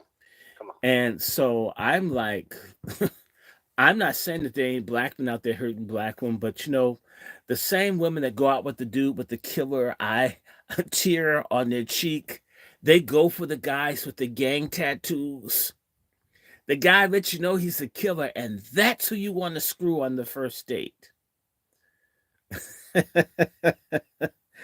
Oh my God. And it's collectively black men's fault when some stupid woman gets with a serial killer and then she gets killed, and it's a reflection on all black men. But you know what? That white man that chopped that girl up is not a reflection on all white men. Even though when black women, as black men, were chattel slaves and white men raped black women at will, that doesn't cast aspersion on white men collectively. But anything that any one black man does today casts aspersion on us collectively. This is some insane, ungodly stuff that people are on. And as I warned people, judgment's coming. And when I see, like, remember that case in Ohio where the white man in his 80s shot the black woman Uber driver? And she got set up. It's horrific. It's awful. He executed that woman. Remember, I've been saying to you, Chef, and I've been saying it to Lone Wolf and others, that you're going to see an explosion in horrific crimes committed against black women. One, they're unprotected. One, they're in a lot of places that are dangerous for a man. And like that stupid ass black woman coach that thinks that men belong in women's sports.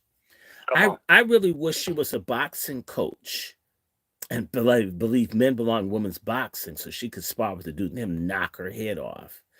I mean, it's going to take that. But black women, this culture that you folks are into, where you're spoiled by the black American culture, where you get to basically do anything. You can have kids by 10, 12 different people. You can lie to it. And there's a white system that backs you. Try that with a Nigerian. Try it with an Arab. Try it with the Latino. Try it. And people will. There's a black woman somewhere where she's disappeared in Clayton County, Georgia. I suspect she's the type that messes with Latinos and now they can't find her. I'm not saying it's a Latino, but I think it could be.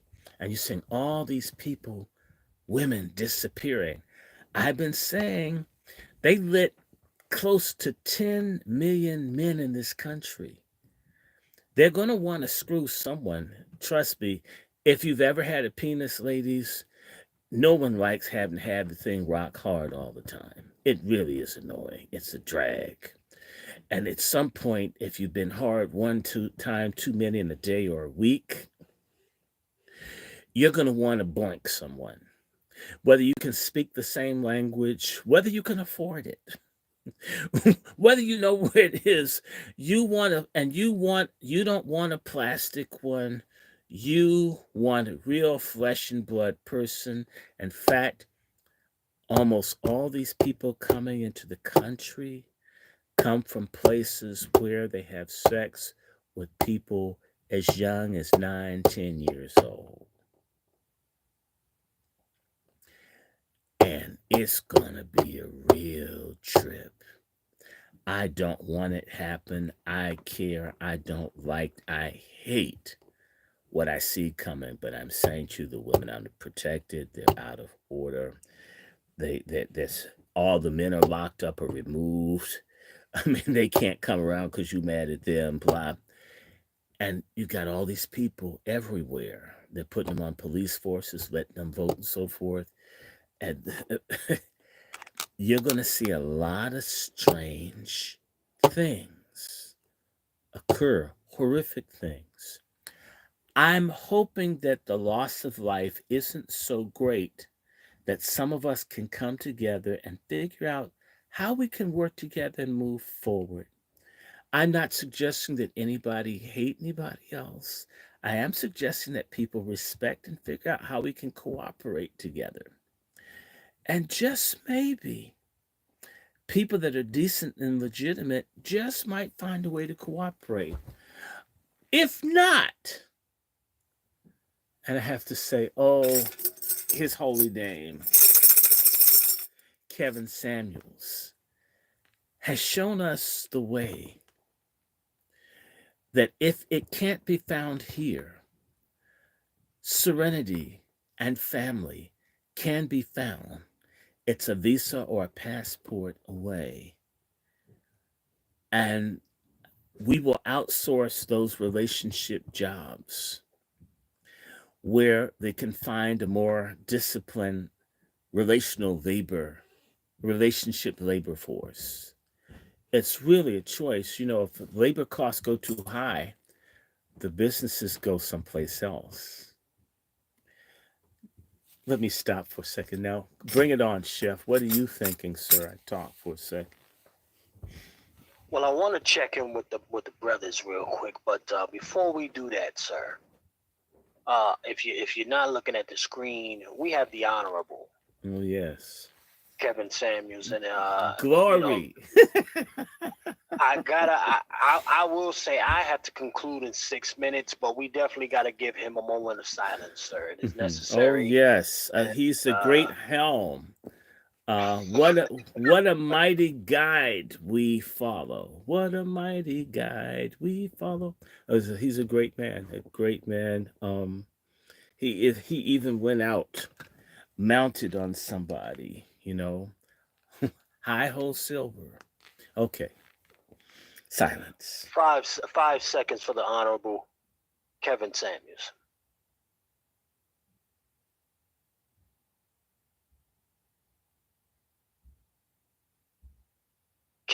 Kevin. Indeed. Say it again. Kevin. One more time. Kevin. I feel all right now. So really quickly here, I want to first salute before we get into this last portion, because it is necessary that we shine a light on this quote unquote victim. Well, this killer that they let loose. Mm-hmm. Right? And because I they sanctify women that kill children. It's called health care. Right. Killing children is health care. And frankly, the black population isn't reproducing because we have such a high rate of abortion and baby killing and family. We're not going to make it another 30 years, 20 years the way we're going. Something has to give.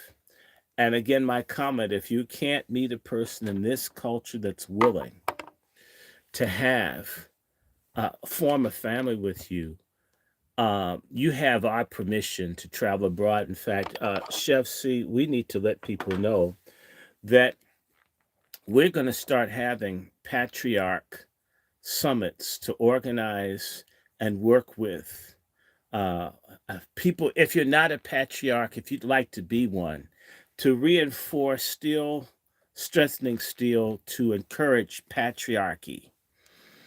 We're going to bring it back. And at the same point, we're going to support. Hey, Brother Short, real quickly, something is wrong with your mic, sir. No, I'm not doing anything. I'm doing the same thing. Yeah, it's been going in and out, and as soon as you got ready to talk, it's really low.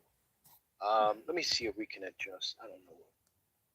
Give me a mic check, Brother Short. Give me a mic check. Mic check. Hello. No.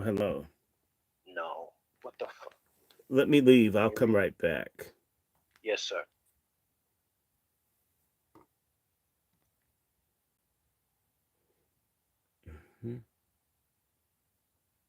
Mm-hmm. Oh, let me see. I'm going to go back in. In the eyes of the court. Let me see. It's Shiro, brother. It's Shiro. Remember, we're in the feminist times. We're in feminist times. She's not a shiro. There you are. You're good, brother Short. Go ahead. Go ahead, get it off while your mic is good. She is Hetty Kruger instead of Freddy. And killing babies is evil. And the thing about, forgive me, black men, if we weren't so ass stupid, we wouldn't have these problems in our community. We have to stigmatize the killing of babies. Murdering a baby and getting an abortion isn't cool. Okay, it has to become uncool. And we have to sanctify and change our perspective. Sex is not like urinating or taking a bowel movement. Sex is always potentially procreative, and therefore it has to be seen as spiritual and treated with respect and reverence instead of as the white word that they use, spewing, as if it's saliva. Semen and saliva are two different things. Your seed is sacred; it carries life, and we've become very hedonistic and paganistic as a people, and we pay as a consequence. Baby killing has actually been normalized. There's sisters that do TikToks and abortion clinics and so forth. They do all kinds of stuff, and I'll tell you, a lot of the stuff that black men don't like about black women, the attitudes and the meanness. People need to understand that when a woman kills a baby inside of herself, it alters her character and her nature. It does things almost on the level of being raped. And so a lot of this human records that you see out here, stupid hair, these women have killed babies. Their conduct lets you know that they've murdered a child. And to me, if you could murder my child, you could kill me.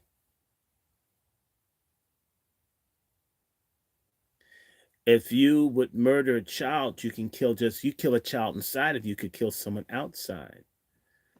If that does, I mean, if it's inconsequential to you who lives or dies, you're a psychopath. You're a narcissist. You're a dangerous person. You're someone I wouldn't trust with my back turned. And so all these guys get with these women that abort babies and wonder how they could go to court and lie and coach the kids to say you raped them and take everything and destroy you. Well, hell, if they could kill a baby, why not lie on a living person in court? Right. A woman that would abort a baby's character is very different from a woman that would not abort a baby. And a real woman wouldn't give herself to someone that they weren't committed and married to so that child would be loved. This whole thing about this whole culture of birth control and contraception, where the women are trying to be as loose with sex as men have been projected to be. And in fact, a lot of these days, women have body counts, greater than the great World War II battlefields of Russia. I mean, they've got body counts like Gaza. They're outdoing the men. That has to change. And again, there has to become a godly, holy concept of sex. And in fact, the only difference between a lot of men and queers is, and a lot of them go both ways, is which hole they stick their pole in. Because there's nothing holy or sacred that they do. They don't really like the woman or care about her. They don't want her. They don't want to be a dad. They don't want to be a husband. A woman doesn't want to be a wife, doesn't want to be a mother. So in reality, people are they're having weird, strange, Luciferian sex magic liaisons. And alongside all of that is a lot of suicide, killing, rape, STDs, confusion. And it just keeps multiplying. And at some point, I want to just say to you something that I need to put out there.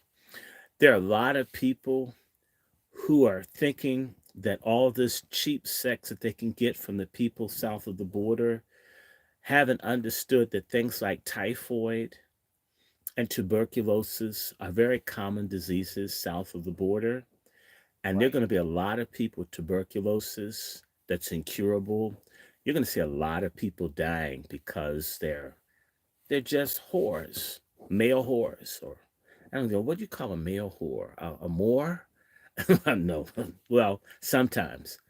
Well, all of this whoring is ultimately sterilizing people. There's so many women with pelvic inflammatory disease. In fact, they can't have children. We have a high rate of sterility, black women. A lot of that fertility is because you had your tubes scraped all up, like Benny Hanna was up in there. You've been with all these different people, all those bacteria. That stuff is evil. That's why there's so many women that can't have children. No one talks about this. There are a lot of men who are sterile and dying from heart attacks, eating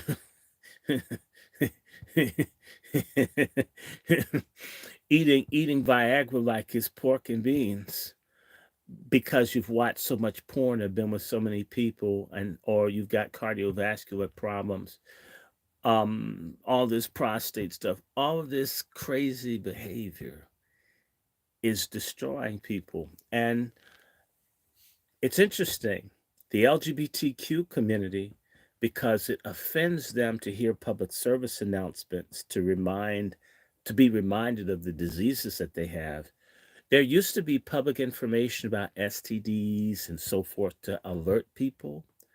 But Right. now, to make these people feel better, there's almost no public information about sexually transmitted diseases and infections. So it's every year for like the last 10, 12, 15 years, the rate of STDs goes higher, higher, and higher. And so, and I've heard of, and I've known a lot of people from other countries. There isn't a stigma to have an STD. I was talking to a friend who knew of people from West Africa who were screwing women that they knew had STDs, and they didn't care. They continued, it was pussy. And I've met people who are that reckless that they don't really care. It's the same way a lot of these hip hop people have HPV and chlamydia, and they've got a herpes, and this is known. And it's interesting. It used to be something, and the words of a friend of my father who is gay, he said having STDs was proof of their virility. That's how hot I am. Proof of that is that I've got diseases. Proof that I'm getting some.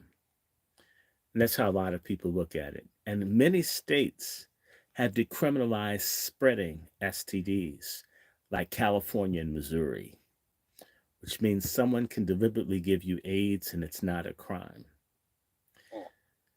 And so, Well, if that's what people want, screw who you want, do what you want, give God the finger.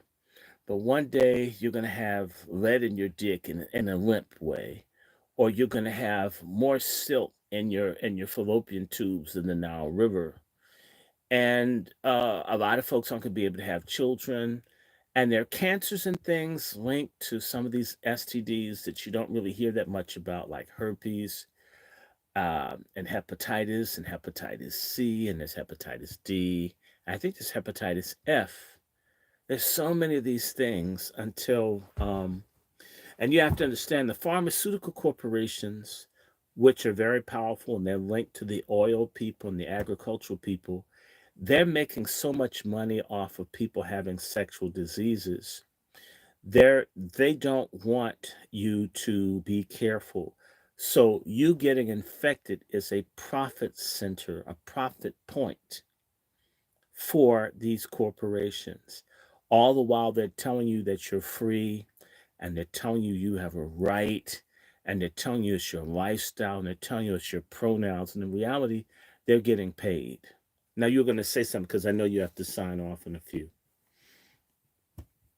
yeah, I was saying first and foremost, tell them about tell them about the summits that we're going to Oh be yes, we again we putting we on. we look forward to having patriarch summits so we can work with patriarchs supporting each other. We're going to bring patriarchy back.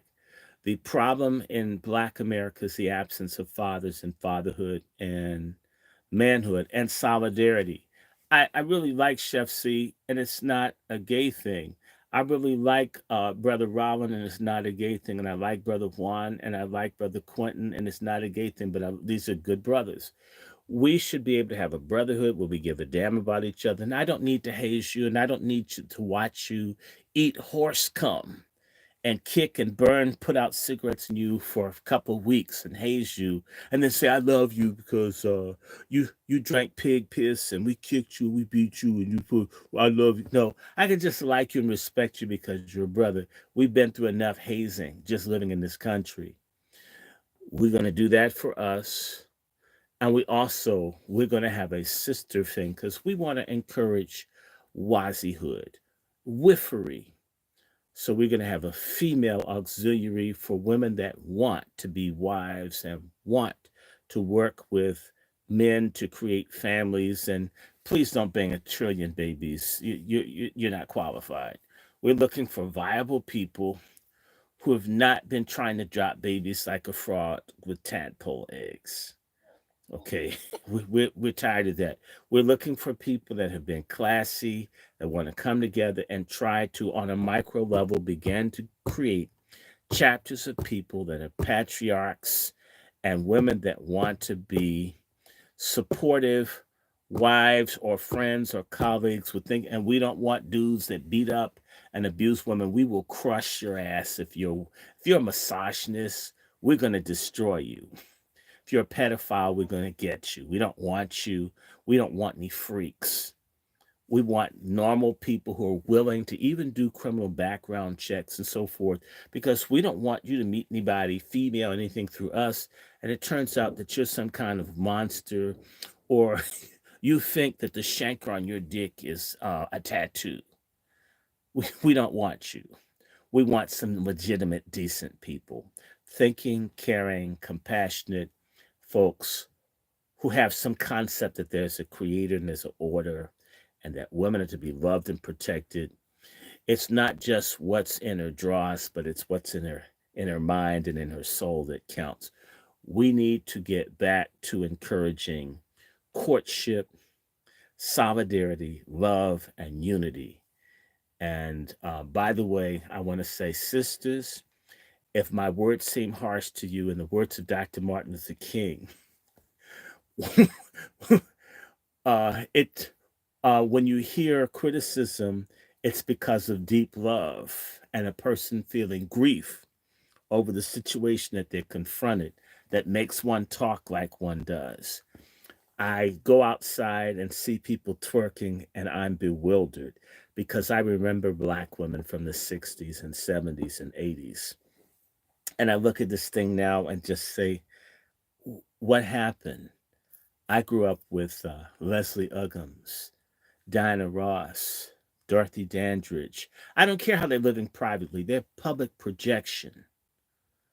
Cicely Tyson, the dignity and regality of black women. When I was a boy, when I was very young, I was checking women out when I was 4 years old. I remember one of the first things I said to a woman named Charlene Davis, this beautiful chocolate skinned woman. I told her, I remember, it's one of the first things I ever said to a woman, you're beautiful. And she still is. She's a gorgeous woman. The women were something to behold, going to church and everything, the hats. And then I look at this Glorilla and I almost think it's a horrific, what happened to my dream of what I thought my sisters were. I wish I could undo all of this. Uh, bring bring back the woman that looked really nice. Bring back the Supremes, the 3 degrees. Bring back the glamour, the allure, the regality. And the same thing for men with your asses exposed. Uh, I, all of this, yeah, we knew James Cleveland was gay, but at least he wasn't licking on the microphone when he was singing. We've got to the point where it's a race to the bottom. Projecting the worst inside of ourselves is acceptable. That's not keeping it real. That's keeping it hellish. So we are going to have patriarchal summits. We want to have one, a small one in DC. I want Chef to meet someone, and we're going to begin to have these things. And I believe not only will we do this around manhood, if you have a business or an organization, to find ways to do for one another what men in other communities do. You can say what you want. These illegals have been here just a matter of weeks, and they've created international criminal networks all over the world. You mean we can't set up distribution and do business and commerce? And don't blame white people. Damn you, don't you blame white people. It's on us. Okay, stop blaming white people for everything. Black men, either we're going to do something for ourselves or we need to shut the hell up. Racism is real. Racists are real. But you know what? Worrying about them, thinking about them, concentrating on them isn't going to decrease the bullets in their clips or their automatic weapons and all this stuff. It's not going to take any pages out of their Turner Diary books. Either we're going to have something for ourselves or we're not. And that's what we're trying to do. And it isn't about fighting nobody else. I don't hate anybody else. Now, I was talking to a friend of mine who I guess you'd call a white female, but you know what? We have common ancestors. I've known this woman for a couple of years. Not that that means, but they're a decent person. We can work with anyone that wants to work with us, but we definitely need to learn how to work amongst the willing few of us that want to. And it's about family, commerce, dignity, solidarity. We have to do that. We have to find ways to do that. And that's what we want to do. So, Chef, let me just say to people, if you like this video, share it, like it. Like it, share it. If you want to, and I haven't done this in a while, so oh my God, I missed the donations. But that, as much as I like them, I haven't done this in a long time. I haven't, like a week. I'm going to try to get back to that. There's a lot going on. But I want to thank all of you for supporting Pat Talk and Chef C. I believe that now the weather's edging out. We're going to probably get together, Brother Quentin and I. I'm going to see if I can get Brother Negro and do other things. And my health is doing better, I believe. So we thank you for your support. If you like this, you can always send a donation via Cash App to Dr. Randy Short. If you want to Zelle me or PayPal me, it's wrandyshort@gmail.com. We're going to also, around this Patriarch Summit thing, I think we're going to get some GoFundMe's up, Chef. I'm going to put one up and start looking at how we move this. And I believe we're going to have a group here in DC. And there are other things that can come from it. And so, by the way, again, I'm Dr. Randy Short at Cash App, DrRandyShort. My PayPal is wrandyshort@gmail.com, as is my Zelle, wrandyshort@gmail.com. This is the Angry Black Men's Book Club.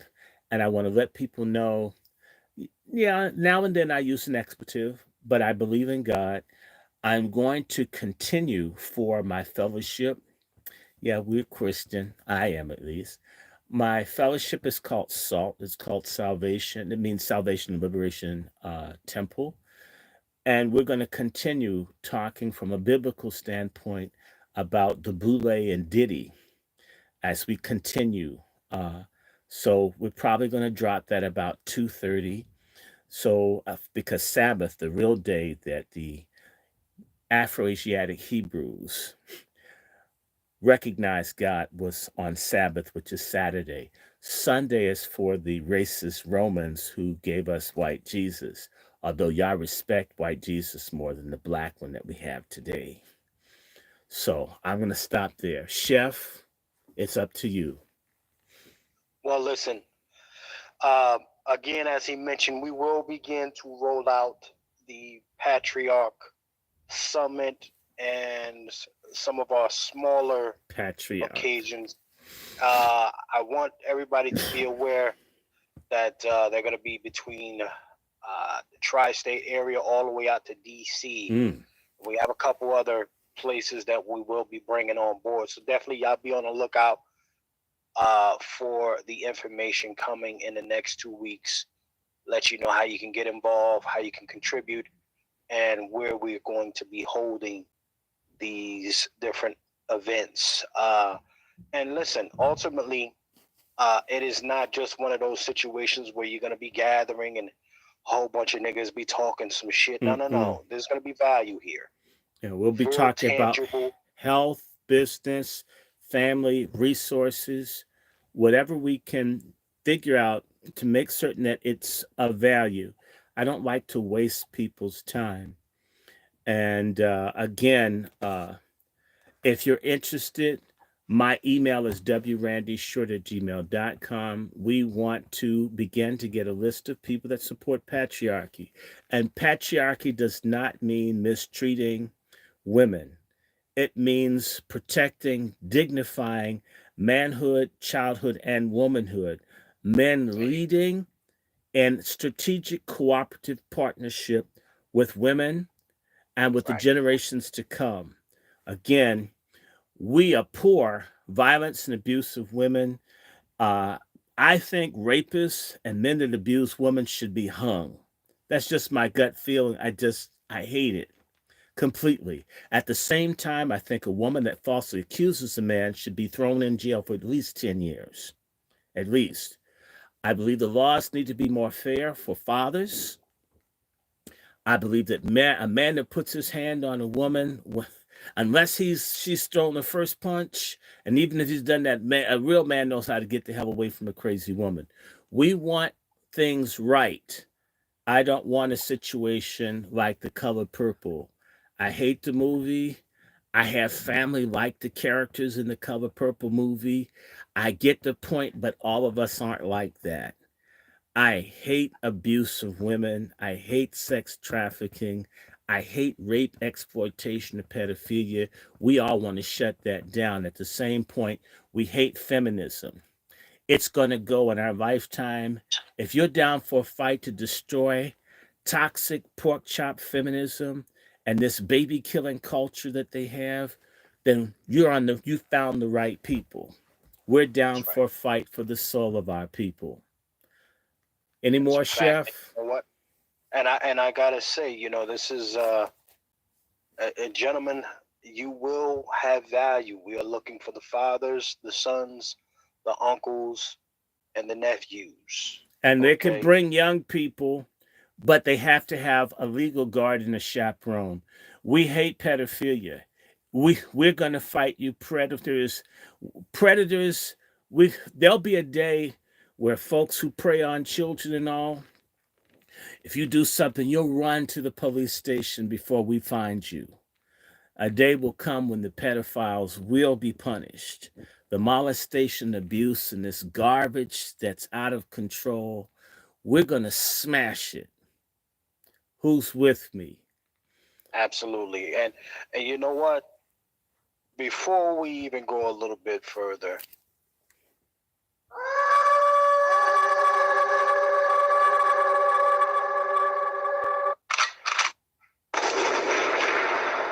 Brother Lone Wolf Juan J. Johnson has just checked in to the community kitchen, ladies and gentlemen. Brother Lone Wolf.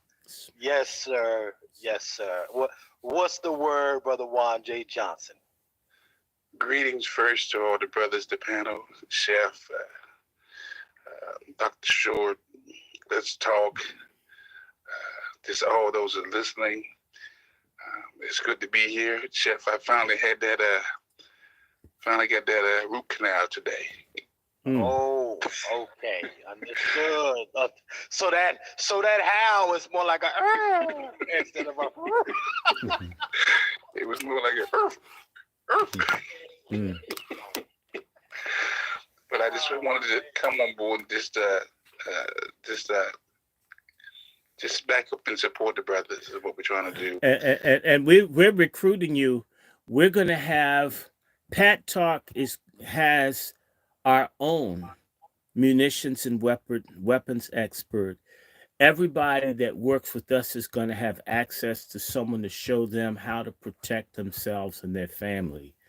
A real patriarch loves so much he knows how to take someone threatening a family out of here. Yeah, I think, Dr. Short, that has been the missing ingredient for decades. We've been on a constant, consistent diet of domestication of black males, Mm-hmm. Come on. emasculation, Mm-hmm. castration, and I can put it all at the feet of the preachers.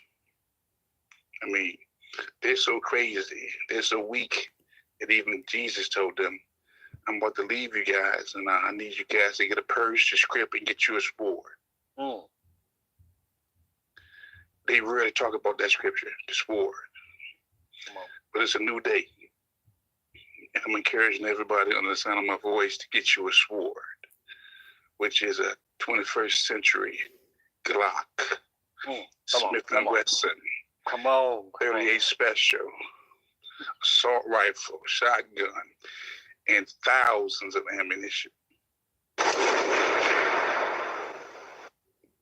Because we just can't keep having these conversations, these beatings and greetings, and we're retreating to advance the cause. Again, history, as Malcolm said, history is best reported to those who research, and we've did the research, and the results are in. We got too many weak males out here. Come on. So I'm pushing this thing.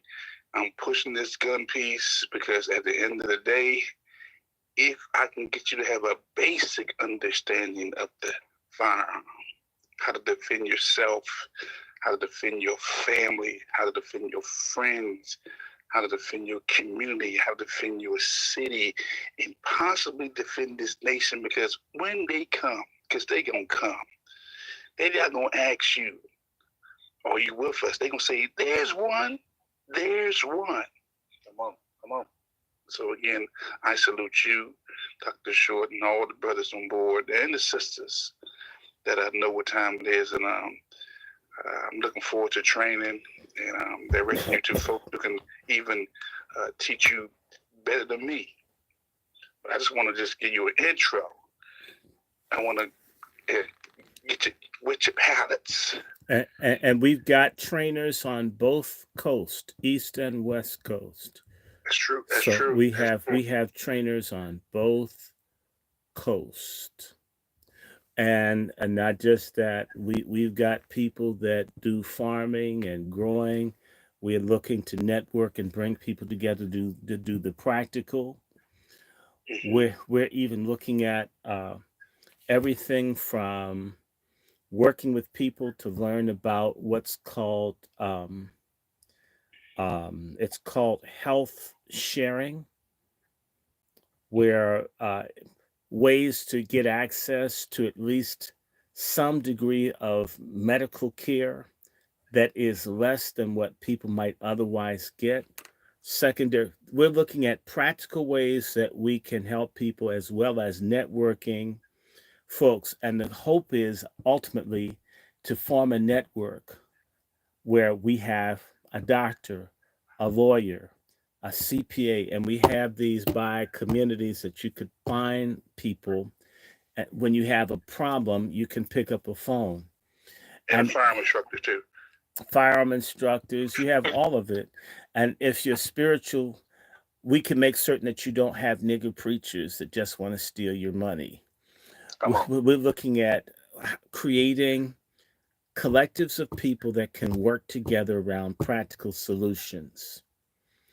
If a person wants to establish a business or wants to find a way to get a grant or needs to get a tax done or learn how to do taxes or want to do this, we're trying to figure out how to bring a collective of people together that do what everybody else has done.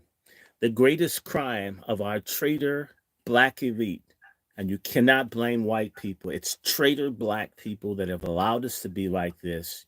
They don't want to compete with their own. The same way the bigoted people don't want to compete with us. 1 in 6 blacks is doing very well in this country. They're hoarding all the wealth that the government gives to them. They demand in the name of all of us, and they only share with themselves. They have deliberately done everything they could to make the rest of us poor. So they collude with the supremacists. The biggest problem isn't the supremacists. The biggest problem is the traitors within our ranks. Some traitors are male, some are female, some are old, some are young, many are boomers. Our criminals are subversive traitors. We have to create a culture of self-protection, self-respect, and self-preservation, and we deal with subversives, whether they're white collar or no collar. It must happen. That's a fact, Brother Short. And I'm gonna tell you something. Ladies and gentlemen, just be on the lookout for that. We have one tentative. We were hoping to shoot for July, but this one is going to probably be moved to August. But there's going to be one that's on a smaller scale prior to that. So be on the lookout. Me and Brother Dr. Short. And we're going to try to do it in June. Hopefully, we'll let you guys know. We want to do it we're going to make Juneteenth. we're gonna do something with it. Let me let you guys go. I know you gotta go, Chef. Indeed, but hold on, Brother Dr. Short. I need to touch on this piece real quick, and then we're gonna get out of here. This Indianapolis mom. I'm gonna read off of this real quickly here, especially now that we got the wolf in the building. This murderous meth head. Mm-hmm. The murderous meth head. I don't think there could be a better word for her. She looks like Dick Van Dyke trying to be a black woman. So check this out. This article is coming from Fox 11, ladies and gentlemen. Indianapolis woman was allowed to walk out of jail after admitting she was high on drugs when she smothered her baby to death. Dorcia Lacey was charged with neglect of a dependent resulting in the death of the 2-month-old daughter, Alona Lacey. Lacey was arrested months after her daughter died in August 2022. On Wednesday, this past Wednesday, y'all, so a judge ruled the mother was not guilty of alleged crime. Local media reported on Judge Mark Stoner's explanation for the decision. Okay, Mark Stoner delivered a verdict about 3 p.m. in the bench trial of Dorcia Live. The mother is charged with causing the death of her 2-month-old daughter. The prosecution says she smothered her baby. The defense says this was a SUDI. Here we go with the bullshit. Okay, not guilty though. The judge verdict was not guilty of neglect of the dependent resulting in death for the of the 2-month-old daughter. Judge says she had been guilty of involuntary manslaughter, but that is not what she was charged with. Okay, let's go on down. Not everything that's a mistake or everything that is wrong is criminal. The judge says, according to WL. Something has to be done with criminal intent, criminal responsibility, and that's what the defendant is charged with. When the state chooses to charge an individual, they must prove they did something with criminal intent. Poor parenting, by definition, is not criminal. Okay. That is treasonous. Is that a black male judge? It can't be, sir. I'm looking for the judge. I'm trying to bring his pick up, but that's Stoner. That's got to be a white guy. Okay, but what he's really saying is, sisters, kill those black bastards. Yeah, get them out of there. Get them out of there. Do the work that we got you out there. She's a freedom fighter killing black babies. Fucking crazy. But let's keep on going. During Lacey's bench trial. Hello? Yeah, brother Chef. Can I say something? You know what this case reminds me of? Remember Natasha Harlan, or whoever that white woman that killed her kids and got away? This seems like Lysandra's emphysema. Latarsha Harlins was the person that was murdered. Are you talking about that white woman down in Texas named Yates that drowned her 5 kids? Yeah, please get the names right. Get the names right. Okay, That's Yeah, my Yates. bad. My sorry about. mm. And they So let let's her keep on. go. She killed 5 children. She acted like Crazy. she was crazy and called one Right. baby Jonah, and she was just drowning him. Uh, but It's wild. though, but you have to understand that women killing children is not a harshly punished crime. The image of a child killer is a man, but most of the people that kill children are women. People act like women can't kill. I have a pussy. I wouldn't hurt anybody. Bullshit. There are a lot of people with pussies that hurt people. Just Mm. because pussy feels good doesn't mean that the person with the pussy is good. Come on. Come on. Well, let's keep on going here, brother. During Lacey's bench trial, a child abuse detective with the Indianapolis police detective testified that Lacey admitted to smothering her baby. Hmm. Admitted to it. Let's keep Damn on right going. I killed that bastard. Right. Come on. You know why? According to the You know what? Just, bitch, I'm not buying you no infant formula. I need another rock. And the baby said, "Nah, nah, nah." and meth she head talk. now she But let's choked keep that on baby going. out. Shit, I'm gonna get a rock. I mean, you know what? I need some Enfamil too, and my pusher's gonna give me mine. And it's not in the can, and Mm, I'm you're not gonna stop me, bitch. I'll choke you out. mm, They kill a child just as sure as they would drink a diet coke. mm. Is it a black male child? That's what I want to No, know. it's a black Because he has female child. Syrian G. It's but you know what? Yes. But if she hated the father, it doesn't matter the sex. Although they'll kill boys more than girls, they'll kill the girl if the father liked her. Mm. Come on, Okay, and that's a so fact. so That's a there's a fact. whole Let's get bunch your of, link. but Yep. again, we have to stop, and this has to stop in black culture. Think if you have a vagina, you're a good person. Come on. You may Come on. have a good vagina, but you're not a good person. Just because you're greasy doesn't mean you're easy. Mm, come on. Listen, according to WTHR, the lead detective on the case said she was actually sitting in my lap crying on my shoulder and had said that she did her baby wrong and said that she had smothered her baby. Mm-hmm. Basically, she said that she was high and No, she was tired and Alonely had been crying. Ultimately, she ended up picking up Alonely and facing her toward the crease in the couch. So if you have the back of the couch and then the seating area, she placed her face toward the crease. she wasn't high. She was conscious of what she was doing. The high is the alibi. She's a There you go. murderer. She's a cold-blooded baby killer. And And let me keep on going.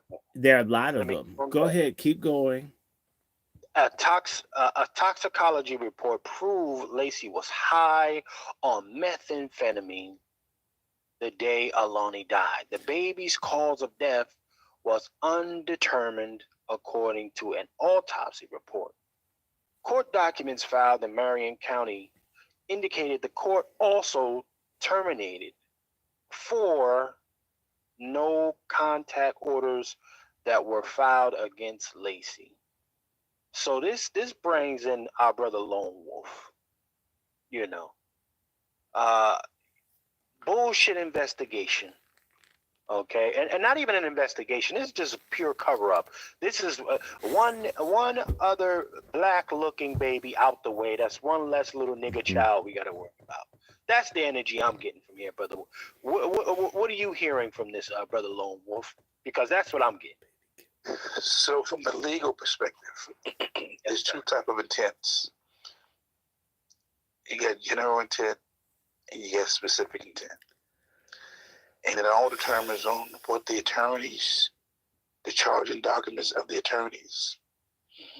I need to see the charging documents, what they charge with, because again, from how you described it, what you read, it's coming on like a manslaughter, meaning somebody who wasn't in their right state of mind because they're under some type of influence, whether it's drugs, alcohol, and the crime was committed. Because even let me say this thing right. Again, I need to find out what was the charging document. What did they charge her with? Because if the prosecutor don't bring the right charging documents, then your case is done. Right. If they went for the murder piece in lieu of the manslaughter piece, because if murder's on the table, not manslaughter, you got to prove murder. Normally the murders are very, very specific. Like a manslaughter is very general. You know, a person get into a car, they leave a club, they drunk and they have an accident and somebody gets killed. That's not specific. That's general. Okay. You know, so from the legal aspect of it, I can see possibly why they did what they did. But she got to live with that because, again, it's probably not the first time she's been in that situation. It's probably not the first baby she killed. Yeah. You know, these people kill, and killing children is okay. In fact, they probably were able to sell the organs out of that baby. That's probably the deal. Well, you know, if you sign over organs, the judge will go light on you. Yes, they do stuff like that. Oh, yeah, they do. Hey, Brother Lone Wolf. Yes, sir. The issue that when I did some research on the article on this case, and you know, because of how it's done with that charging document, and even the judge said it in his decision, she was charged with manslaughter. She actually should have been charged with involuntary manslaughter with diminished capacity because she was under the influence when she committed this crime. So they believe. Now the prosecutor. Hold it. She used drugs that day, but they can't prove the exact time she was high in that day when the baby was killed. Maybe the prosecutor messed this case up. She probably got high to celebrate after she killed the baby. And with those prior incidences, it really would have been a slam dunk case for involuntary manslaughter. But because the prosecutor, and this is what they do, they overcharged her with manslaughter, knowing that manslaughter and murder is very strict and it's a very fine line. Knowing that the judge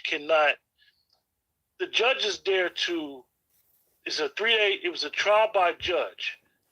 So based on the evidence in the charge, it did not fit the criteria for that specific charge. And that comes from the prosecutor being inept. Yeah. If the prosecutor was smart before they even got the indictment, what they would have done and what they do to a lot of us when we get in these situations is they overcharge us. Yeah. Oh, it sounds like what they did with the Freddie Gray thing in Baltimore. The little the little high yellow black prosecutor that wanted to get the police off for killing him. Exactly. And they do that, Dr. Short, and everybody in the chat and everybody on the panel. It's a tactic that prosecutors use where it's a statement. You can indict a ham sandwich. Right, but they know you'll get an indictment, but they ain't really trying to get a conviction. Was the prosecutor a black woman? That I don't know offhand. Because they didn't make a statement, Dr. Short. They didn't make a statement after she was found not guilty. Okay, then maybe it was a pork chop feminist that wanted to show solidarity with baby killing. You guys need to understand. I'm gonna say this out here. Do you know there are a lot of women that think that because they see being a mother as giving them the right to give life or to kill, they have a right to kill babies because they bore them, as if the child is chattel or property. These same women complain about men seeing women as property, but these women themselves, where they have power, see children as property, and that they have the right to kill that child because it's theirs. It's interesting, all this preaching about how men are and patriarchy and how men don't do this and men don't, but women are no damn different. It's a human thing. It's a right and wrong thing. It's a power thing. And these women feel they have the right to kill. They have the right to kill the baby in their womb. They have the right to kill the baby afterwards. And let us just remember, there was a big movement right up in New York for even after a baby is born, if the mother wants the baby killed, they will kill the baby for the mother. They were fighting to do that. All the women say kill the baby, even if the father can't say anything. And they are playing on the way that they've gotten women to cheapen the value of life of children. And what these ladies don't realize is once you destroy the whole concept of women being folks who bear and bring children into the world, and once you make it seem as if men can have babies and women can have babies, then you take away the sense that women need to be protected.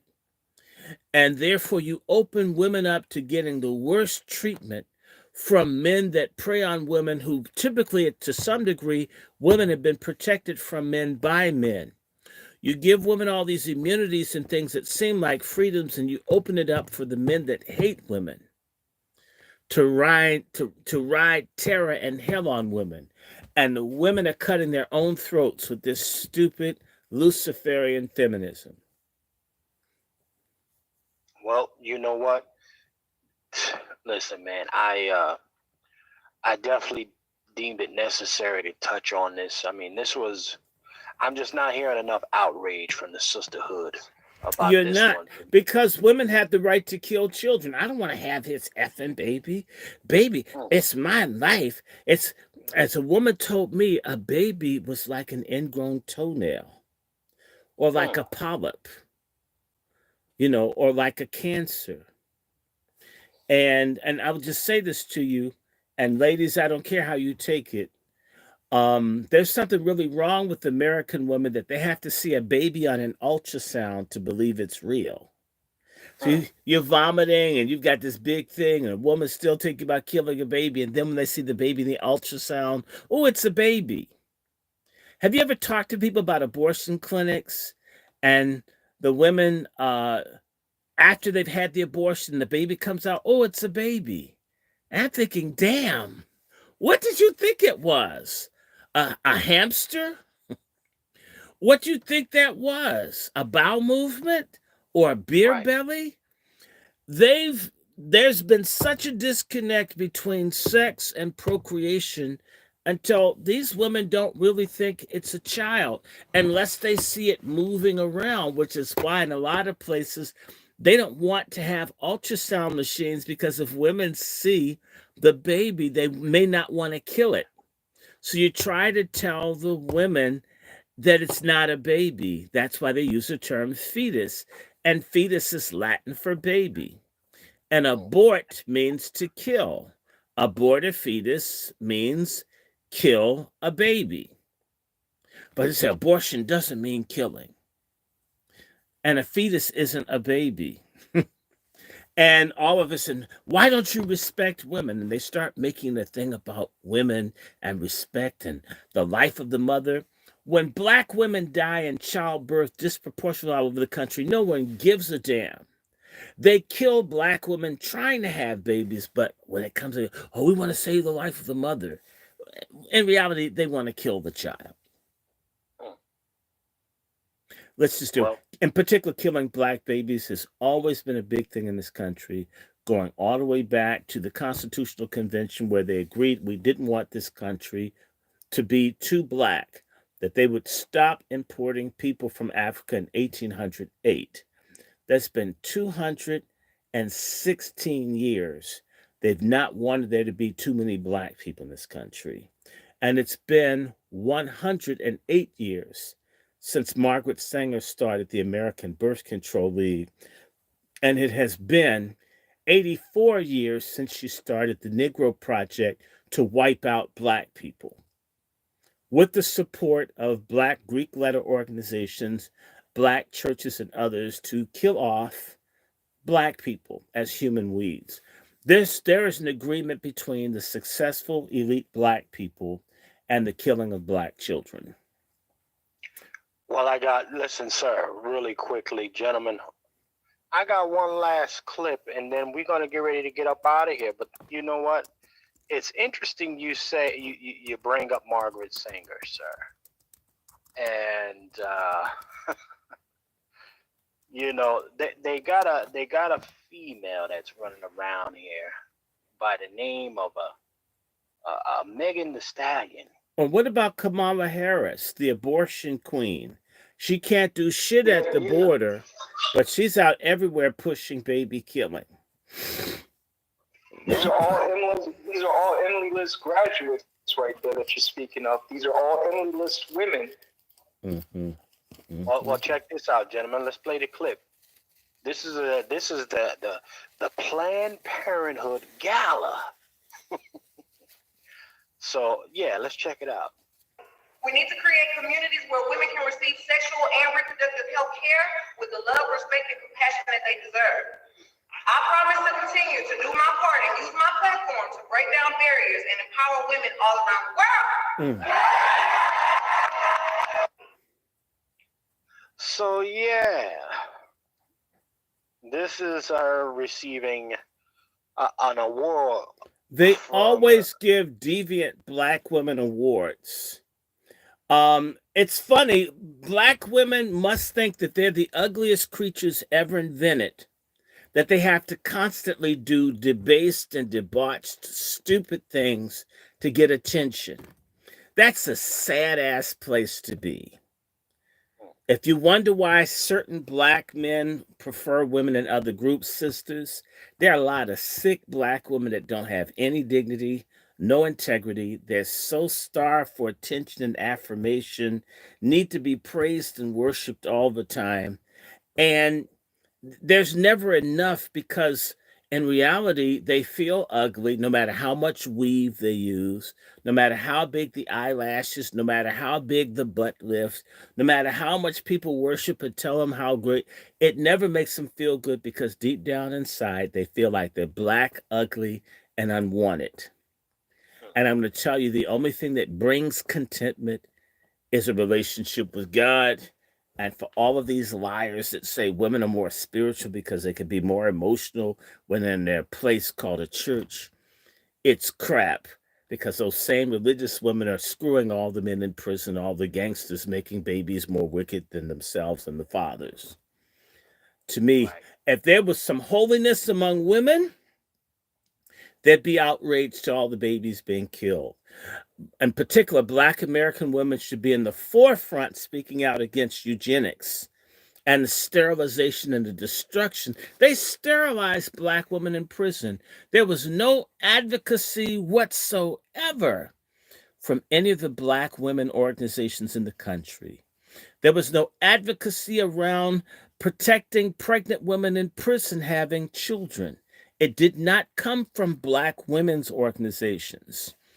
Black women's organizations exist to help kill Black people and to help selfish, elitist society bitches be the center of attention while they do nothing for the people.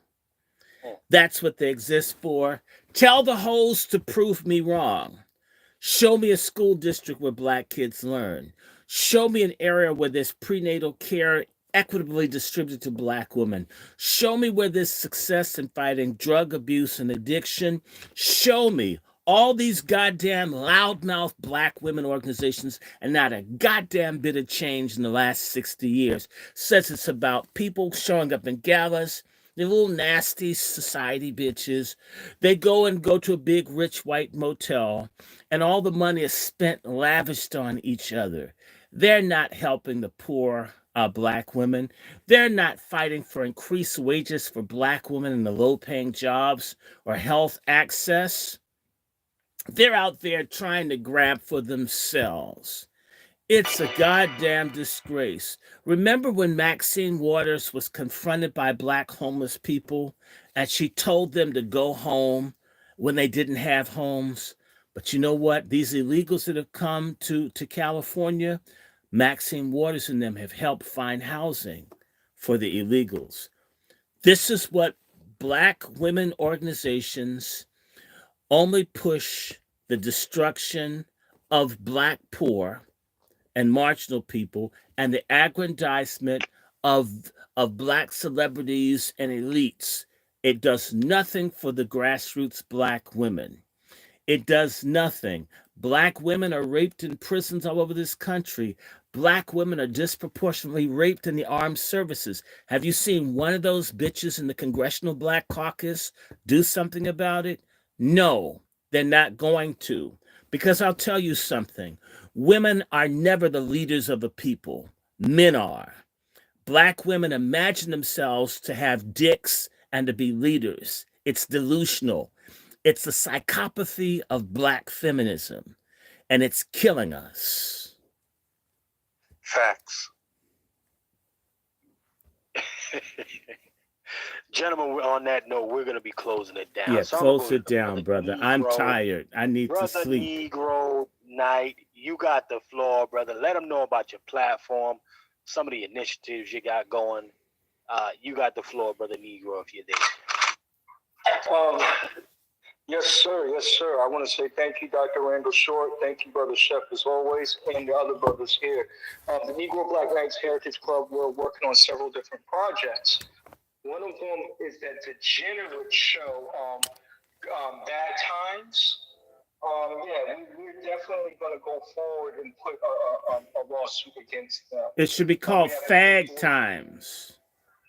Yes, that treacherous, treasonous show, built by tethers. You guys are going to be called out, man. Like, you guys cannot be tainting the image of our people and our legacy and not be unmatched or unchallenged, you know? That's just the reality of these creations that people create to make a mockery of our people. So that's one of the projects that I'm working on, school-wise, honor society, and investigation. So like, definitely, I would love to compare notes. And one of the things that when you brought up that thing, I looked at it from a fraud perspective. This is what I mean by from the judge perspective, how he was operating in a fraudulent manner. And what I mean is that when you look at the fraud triangle, there is three aspects that you can look at. One is called the opportunity, motive, and the rationale. What was the rationale of letting that woman go? What was his motive? And what was the opportunity? Those are the things that we need to be looking at, some of these criminals that are perpetuating genocide on our people. And have the Hero trials with the Negro editions. I definitely want to put them on the stick because they definitely are needed for perpetuating genocide against our people. Hey, Thank you, Brother Chef, for bringing it to our attention. Salute as always. Chef, I want to mention one thing. I've been invited to be a speaker for the reparations rally 2 at Juneteenth. Brother Chef, his mic went out. Dr. Short, your mic went out because it went low. Just heads up. Yeah, my mic went off. Can y'all hear me? They playing with your mic, big brother. Okay, hold on 1 second. Okay, guys, this is craziness. They mess with our mic. Let me go back in and try this again. Let's try it again. Hello, can you hear me? Hello, hello, hello. We can hear you, Dr. Short. Okay, let me just say this because the question was asked by Stanley Harris. I've been asked if I am going to be at the June 15th rally for reparations being thrown by Brother Tariq Nasheed. I've been invited to speak. I anticipate being there. I hope I get to talk longer than I did last time. I didn't get to say as much. So I hope this time I get to be unfiltered and say what needs to be said. So thus far, I am willing to go. I will confirm this week with Tariq Nasheed about me being there. I am on the flyer. He talked to me. I said I was open. I will officially confirm, and I'm going to have a GoFundMe because I want to have a Pat Talk event on the 15th of June. We want to make certain that alongside reparations is the repair of the Black family, Black manhood, Black womanhood, Black familyhood. So I will be there. Please support. Look forward to seeing me promote my GoFundMe, which will be used in part for me to one, push all the activities. So thank you. That's it, Chef. I know we've got to go.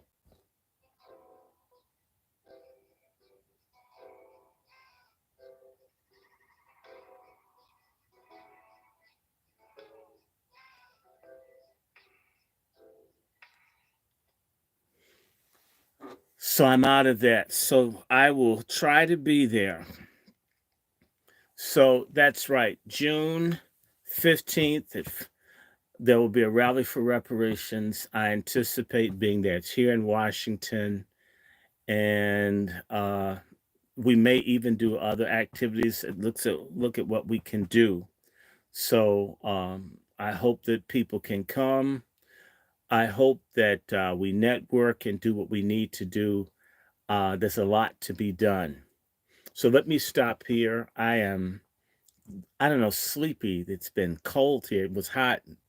Now it's cold. Now I'm sleepy. And again, please support this channel. I will be back in and putting all the stuff that I need to do as well. I'm going to be putting out information because I am promoting, like through a business I'm doing from home, selling services because we got to be entrepreneurial. And I'm trying to make certain I have a home business so I can just stay at home and do a range of things to both bring a few bucks in, but as well as offer things that help people. So I'll be sending information out. Thank you. Much love to everybody. You always know how to dash me. I love the support, everything that people can do. You know, I have a GoFundMe, which is Dr. Randy Short. Actually, not a GoFundMe, but a Patreon, which is Dr. Randy Short. I have, of course, Cash App, which is Dr. Randy Short. And I have, again, PayPal and Zelle, which is wrandyshort@gmail.com. And if you ever want to reach me, you may email me. I've got to work on a way to be more interactive. We've been thinking about this so we can communicate as we do a live. I have to work on that. Anybody that's super tech savvy, definitely uh, input. There are things that I need to do to improve this. I know I'm not a tech person. All right, let me let you guys go. It's been a long night for some of us, and I hope to God that health and everything is optimal so we can go back to what I miss with your books. I mean, I've been getting them, going through them. So God bless you. Shalom to all of you that celebrate Sabbath. Again, I want to remind you about 2:30 Eastern Standard Time. We'll be doing Salt Ministry. I'm going to continue my series, and I'll be talking about basically prodigality and the decline of Black people. And there's a song, if we ever needed the Lord before, we sure do need him now. We need God. The dollar's dying. We're looking at a potential world war. We absolutely, absolutely, absolutely, absolutely need prayer, God, all of that, because we in trouble. Angry Black Man, you can email me again, wrandyshort@gmail.com. I do respond to people. I do not want to be famous. I want to be effective. In particular, I'm looking for people in the DC, Baltimore area to network with. as we're trying to put together some things. Some stuff I'm going to tell folks offline that I can't say, but I look forward to that. So, Angry Black Man, call me, email me, something. Again, I'm Dr. Randy Short, Dr. Dr. Randy Short is a Cash App, wrandyshort at gmail.com is the PayPal and the Zelle. wrandyshort at gmail.com is also my personal email, and I respond to people. I don't blow people off. I do not wish to be famous. I want to be influential and effective. If I get famous, which is weird, I like fortune. Fame is very frightening to me. God bless. And Judah, I know who you are. Just write me. Just write me. Pray for Black America's salvation. We're in damn trouble. And this just can't be blamed on white people. We've got to clean this damn mess up we've got. And the time is very limited. I'll see you if you want to join me at SALT. I'll be on all the different channels: Angry Black Men's Book Club, Dr. Randy Short, and SALT. We'll be blasting this out. I'll send out a card. This last transmission here, I was just tired. My mom wasn't feeling well, so I didn't get around to letting you know about this, but I'll try to get this thing in order. Please pardon me. I thank you for your prayers. I was sick as a dog.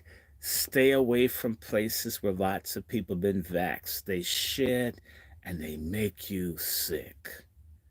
May the Lord bless and keep you, and may his face shine upon you and give you peace. I'm out of here. I'm gone, guys.